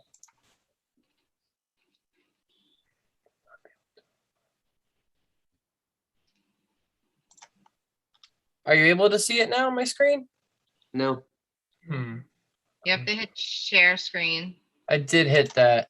I thought it would just go. And then it comes out with whiteboard preview or just, I guess I click it. Click on your. Whichever. Okay. Okay, fantastic. There you go. So right here, I have the survey. Are you seeing the survey? Yes, we are. Okay, and so the existing swimming pool is marked out in blue. And what we were looking to do is add onto it a spa, jacuzzi, and make the rest of the pool a little bit bigger. This would add 199 square feet of water to the structure. We were the original builders of this pool that's currently here, and we are set up to add on to this appropriately. And I just want to show you things that you may want to see. I have a bunch of pictures that you may want to see. I'd like to field some questions, I guess, or receive some information on what you would like from me. Personally, I don't see that there's a problem with this as long as it meets all, lot coverage requirements and requirements needed by the building department as far as pool dry well and looks like that looks like you did something on a survey. You drew on someone's survey, so you just have to satisfy the building department. But we went through this project before. You're adding a couple little spa and an addition. I'll run by the board and see if they have any questions. Okay. Bob, And we do you are have questions? I have no questions. I mean, the screening is the most important thing. Judith? I think it's fine. I assume it's already screened. Yeah, I think we approved this one. Okay. Yeah. Bethany? Fence and everything is there Yeah, from before, it's so already yeah. got a pool. So I'm good. Val? Yeah, there's an existing pool and there's existing screening, so we're good. Okay, who's gonna make that motion to approve 50 Terry Drive as per the comments we also made? I'll make that motion. I'll approve. I second it. That's Bethany and Bob. All in favor? Aye. Aye. Opposed? Great. Aye. Thank you. Thank you very much, board. Is there anything else I need to follow up with you, or just the building permit, the building department? Yes, I'll mark up the plan and then the building inspector will review it for completeness, and then you can talk to Carrie about what that Kevin, process is. I think that Katrina's working on all the stuff for the building inspector for the. Okay. Thank you. Fantastic. Have a great night. Thank you. You too. Take Okay, care. discussion items. 254 Hampton Street. Yes, here. Hi, how are you?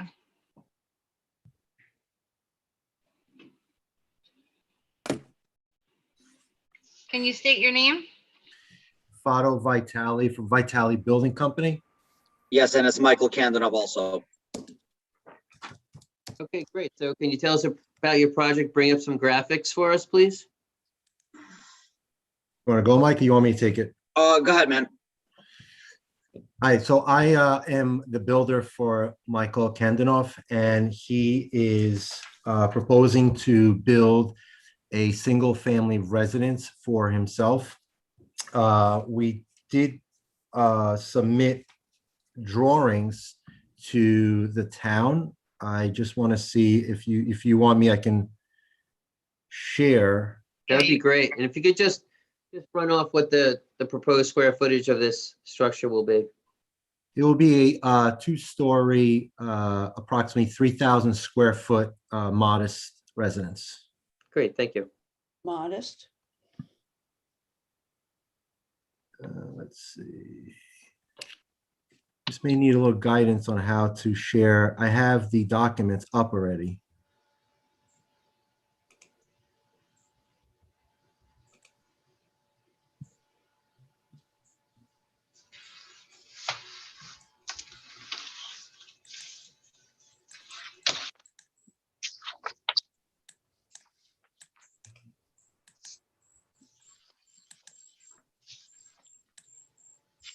Zach, are you there? Yeah. Don't leave us. Yes, yes. I'm not with you. Scale and design are going to be a big problem. I mean, it's big, concern. So.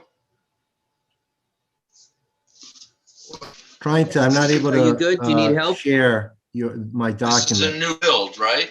Yep. New build, Yes. but we're in the district. Right? Does the applicant know we're in the district? Is that an issue? We need you for the Wait, next I'm one. checking the records here. Maybe, I'm sorry. We're gonna need you for 46 Palmer.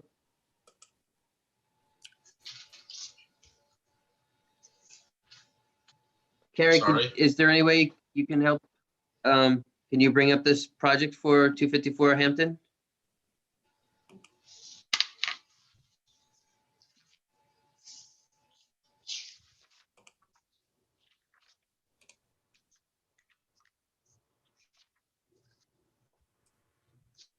Okay. Okay, yeah, that's it.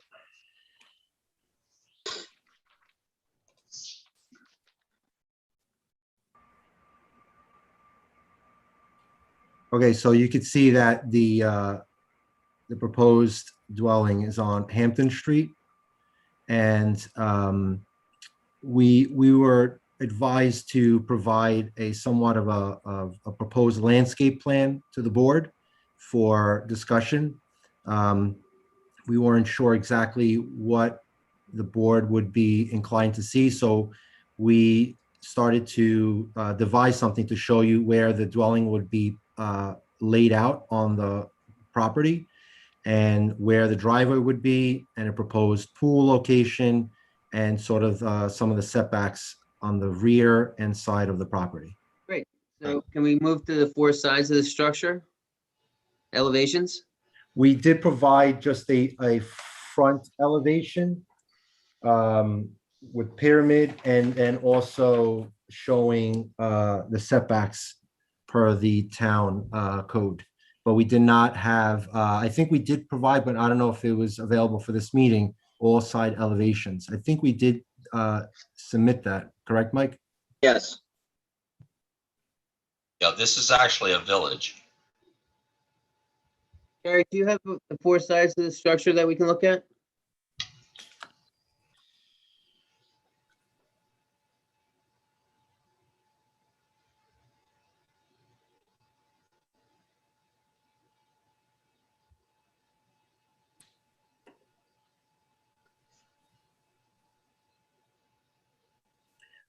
Okay, so that there is the side elevation, which is, I believe, the west side. If you go to the next page, that is to the east side. The next page, you'll have the rear of the home. That I believe is the north side. And then the next page will show you the front elevation.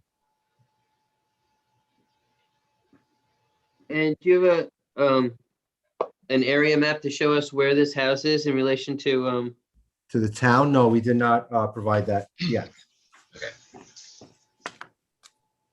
Zach, is this in the historic district?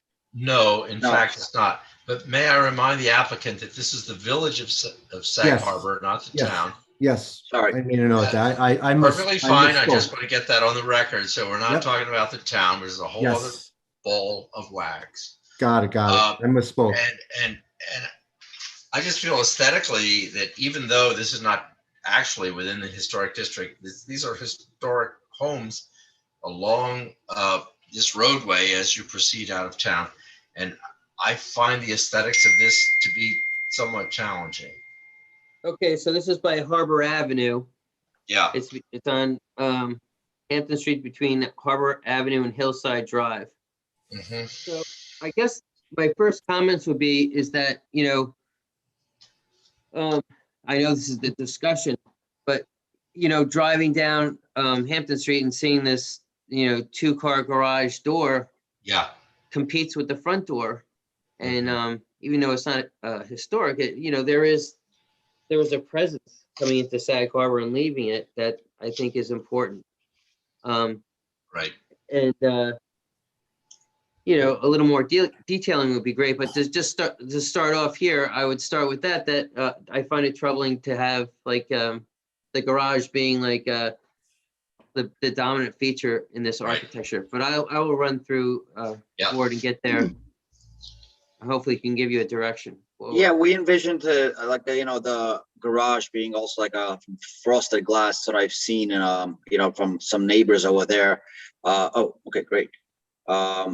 Yeah, just if you see some homes down there, when you do drive by, you'll see some. I just really like the frosted glass idea, and I thought it was consistent to I would the like to area. just start, because this is a discussion, what the board feels each member as the garage door being the prominent piece of architecture on this structure. So, Judith, how do you feel about this initial design?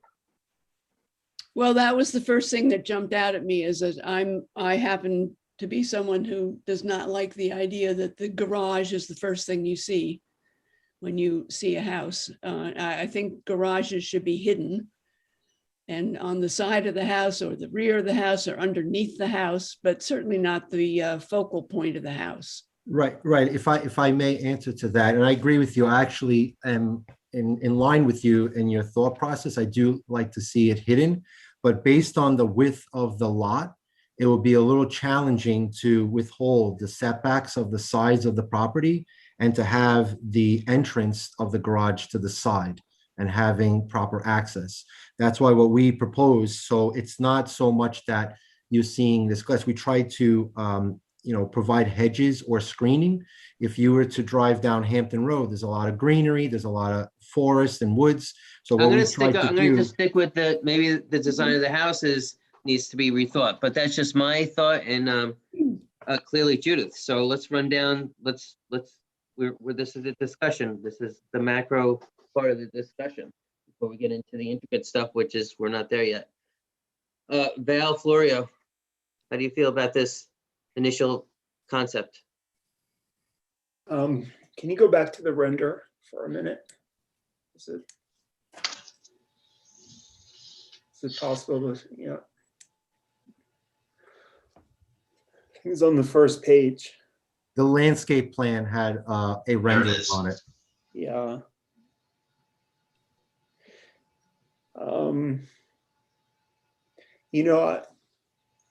It's such a departure from the other homes. I know there's sort of nondescript houses on this street, but the render It's difficult to really comment from these elevations because there's just no texture.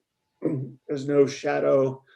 So I Can we think go to the there is landscape? something more helpful to look at, but No, excuse me. Let's go through the board, please. Bethany, comments? Bethany Dearman. I feel the same way about the garage being prominent. If it could be set back, I think that would be an improvement. Bob Adams. I think it should be set back off. How far does a lot go back? Yeah? Can you answer that question? I'm sorry. What was the question? A lot go back off the road. What's the setback? Yes. It is 35 feet. That's not much. Well, we were trying to leave enough room for the rear of the yard for this property. Right. So maybe it's not a 2-car garage, maybe it's a 1-car, and just being a little more creative with the presence of this structure on 114. You heard the comments from the board, Right. and also a little more detailing so we can understand, the structure. To me, it looks like it needs a little bit more work and a little more design. And in my opinion, you don't have my vote because this whole design, the concept is dominated by this garage. And I think it just needs to be worked a little bit, reworked. Okay. I had a question for the applicant.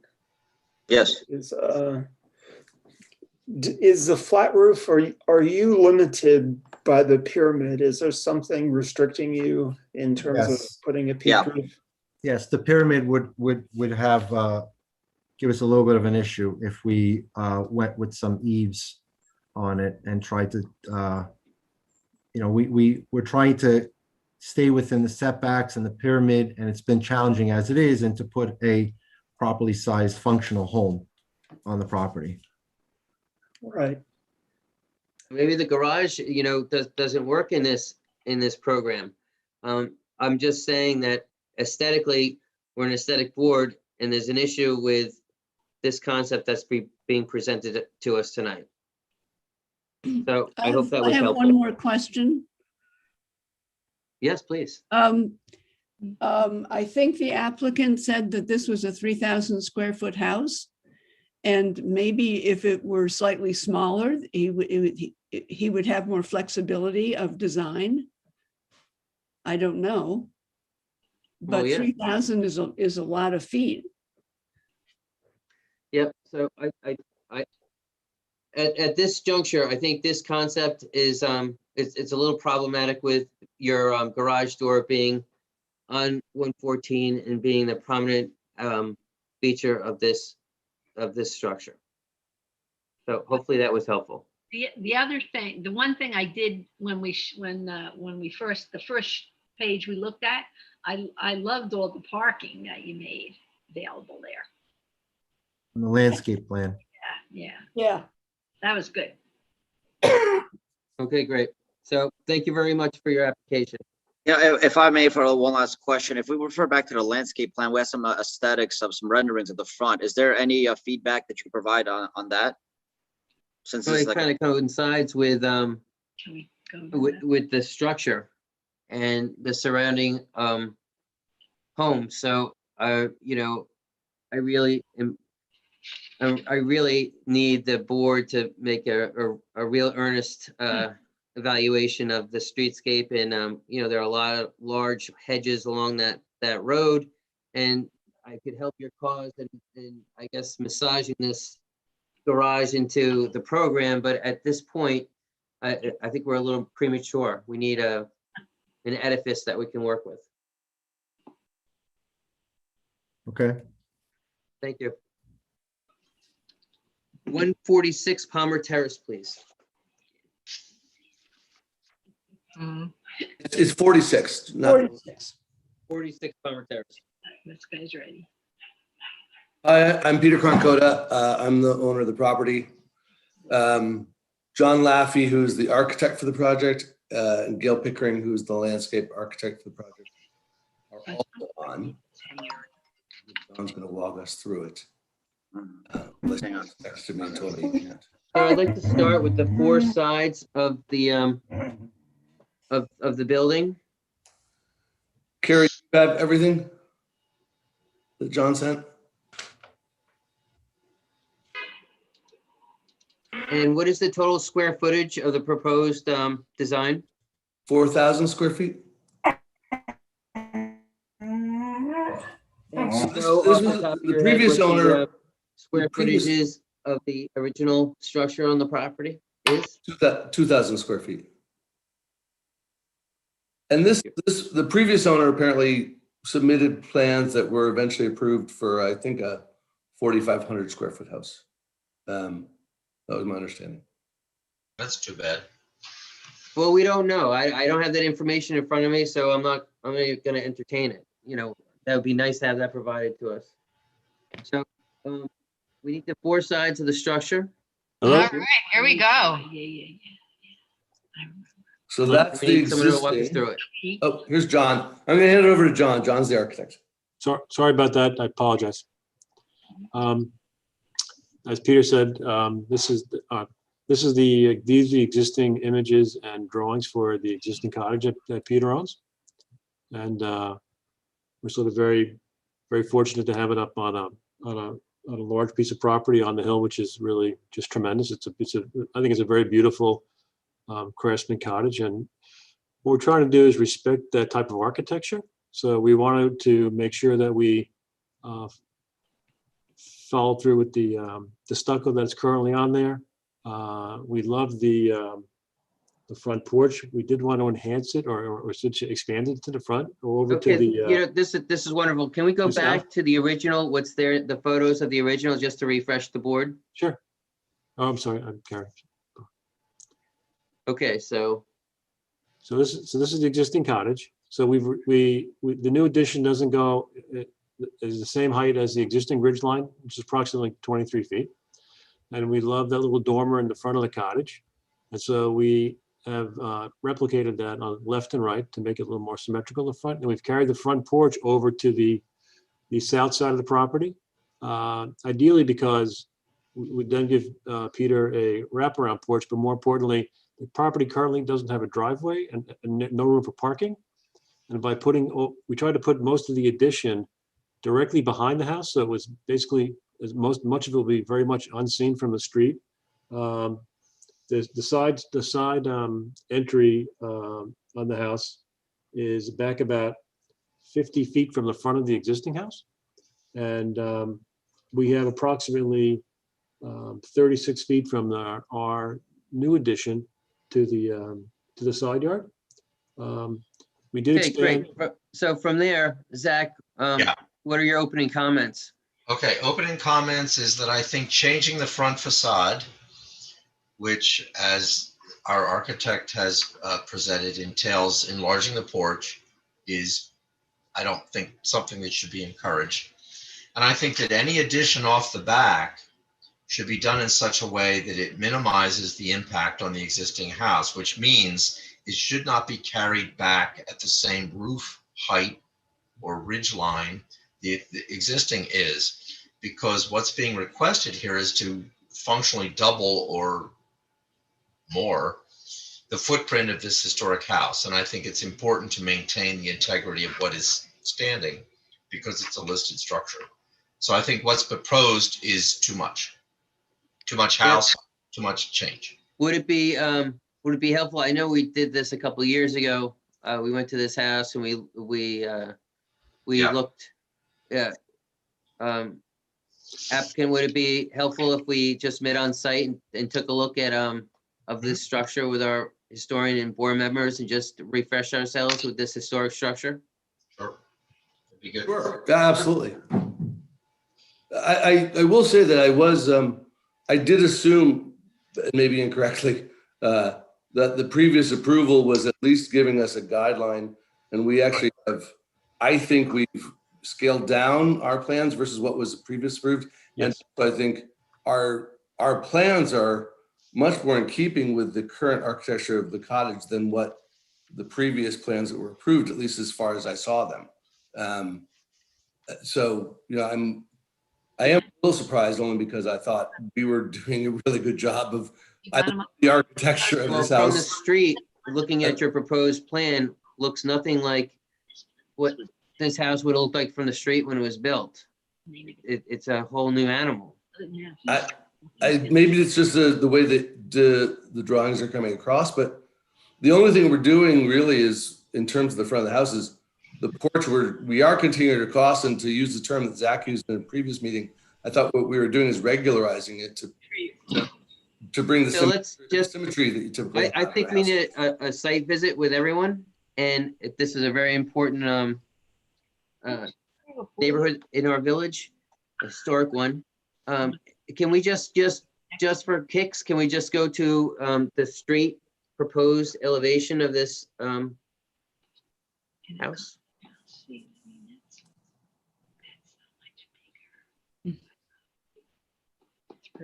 Yeah, you have to go back one, Gary? Yeah, that's the back and side. So this is the garage. Can we go to the elevation of the front? That's the front. No, that's the garage. Oh, sorry. There we go. Saw One front. more. One more. Going. That. There we go. Thank There you. we go. See, this is a very different house. You know, I'm not questioning that something of this sort couldn't have been built in the period, but this is 3 times the house that presently stands in terms of its presentation to the street. So I think we have to be careful about transforming the appearance and the scale of this contributing house. This is making this into something it never was, and it's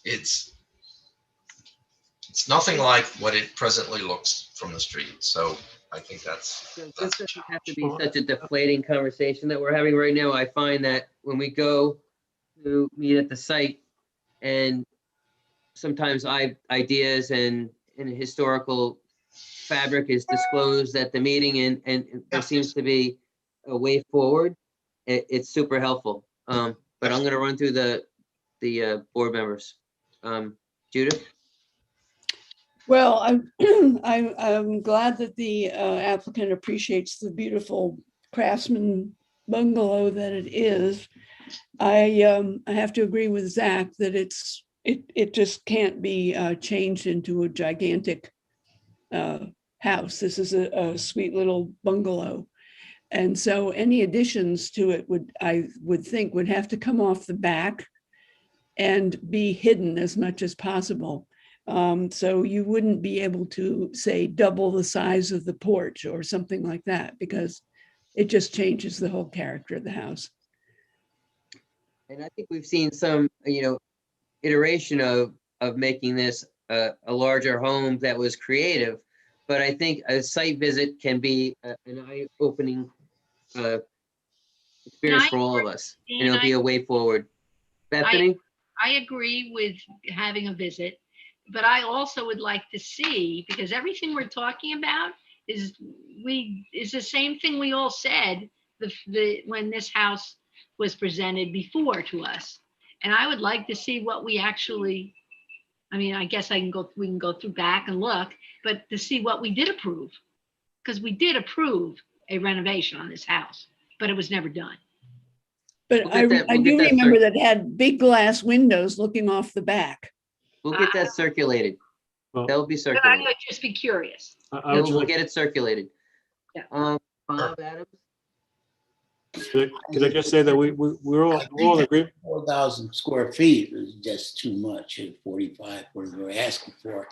And it's architectural, and I don't go for the design change. Val Florio?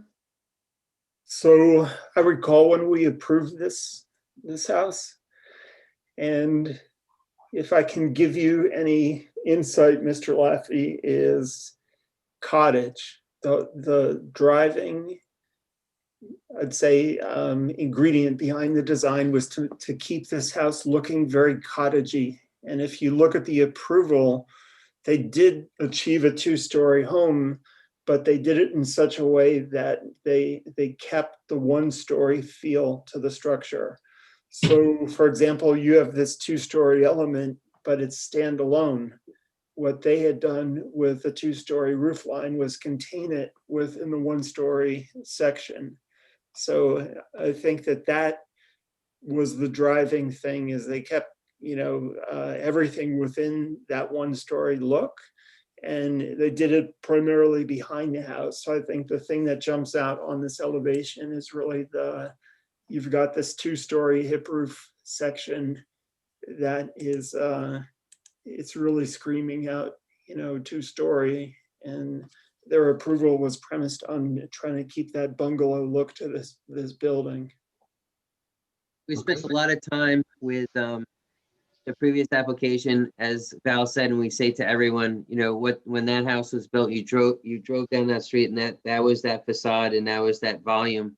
We try to maintain it. It takes a lot of pencil work and erasing to make that happen, with the addition being subordinate to the original house. But it was achieved that way. But it's basically what we tell every applicant that wants to expand on these little pieces.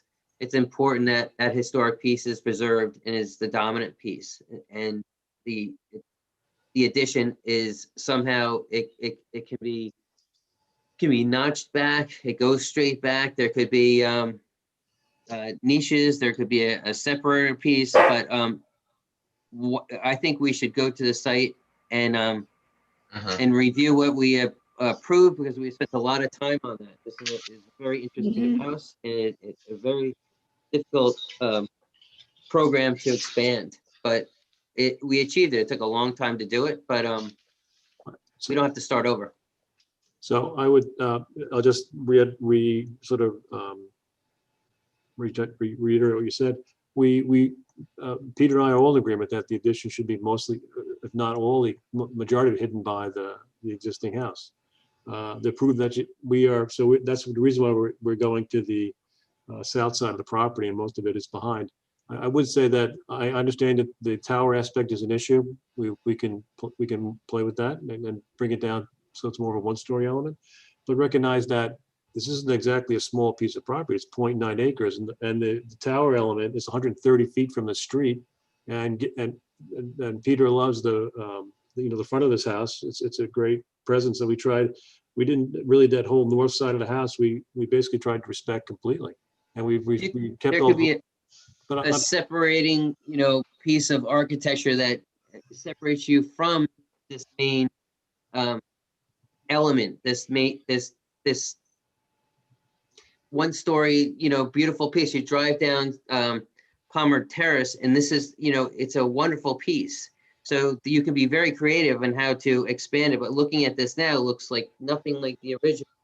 So it takes a little work to do that. Okay. You've designed a beautiful house, but our perspective is to preserve what that streetscape and that original structure when it was built, and what it looked like when people drove down that street when it was built. I will just say the tower structure, by the way, is a stairwell. Really, that's because it's hard to put a stairwell where I don't bang my head inside the lower roof line, which is what I'm dealing with in the current house. And the other thing is, Carrie, if you can go back, the side that you're seeing right now is not very visible because it's on the other side of the property. But if you go back, Carrie, no, one more, the other one. Sorry. That one. That is the bottom picture is the elevation you see when you drive up Palmer Terrace, which is the most visible side, which is why John kept that roof line so low and uninterrupted, because we do think that does capture, sort of the same kind of look of the existing house. And that's the most visible. We thought that was important. So, I will say this, I think it's a site visit. I think it's a recirculating that that piece that we worked so hard on with the previous owner, that would make it work for preserving that historic view from the street. And I think we just need to revisit that approval, and definitely revisit the site, and bring Zach along, and hopefully we can meet you all at the site and just start from there. So, but the reason we had, just as a we had gotten the approval from the other drawings from the other approval, and we had seen that there was a front porch added to the house, albeit step back from the existing house to the north side of the property, and that is one of Peter's favorite views to sit on, because the property slopes down over there. So it was our intention to not disturb any of that hill area that's in front there. And so the reason why we're basically going to the other side of the property, to the south, is because Peter would like to have a driveway on his property to park some cars and have a garage, but also because we felt it hid most of the addition with the new structure. I think we're on the same. I think we're all in the same agreement. We all want this to be as sort of quaint, a small, sort of cottage look as we can have. So I mean, and I guess we're willing to see you at the site and get your comments. Okay. Great, I appreciate that. Thank you for the presentation. Okay, thank you. All right, how do we go about scheduling a site visit? Carrie, give her a call in the morning. Great, thank you. Thank you. Thanks. That's right, Carrie? Yes, I can't wait. So, I'll make the motion to adjourn our meeting of June 24th, 2021. Is there a second? I'll second. All in favor? Aye. Aye. Opposed? Thank you very much. Very good. Thank Good you. night, all. Good night, guys. Bye. Bye, everybody. And just so everyone you. knows, we are going back to in-person meetings. This will be our last Zoom meeting. I Yay. just got notification today. Wonderful. Hey, Zach. Oh, my Great God. news. Great news. Champagne is in order. Hey, Zach. Great news. Zach, can I ask you a question? Where did he go? He left already? Uh-huh. He's gone? Yep. I'll call him. He disappeared.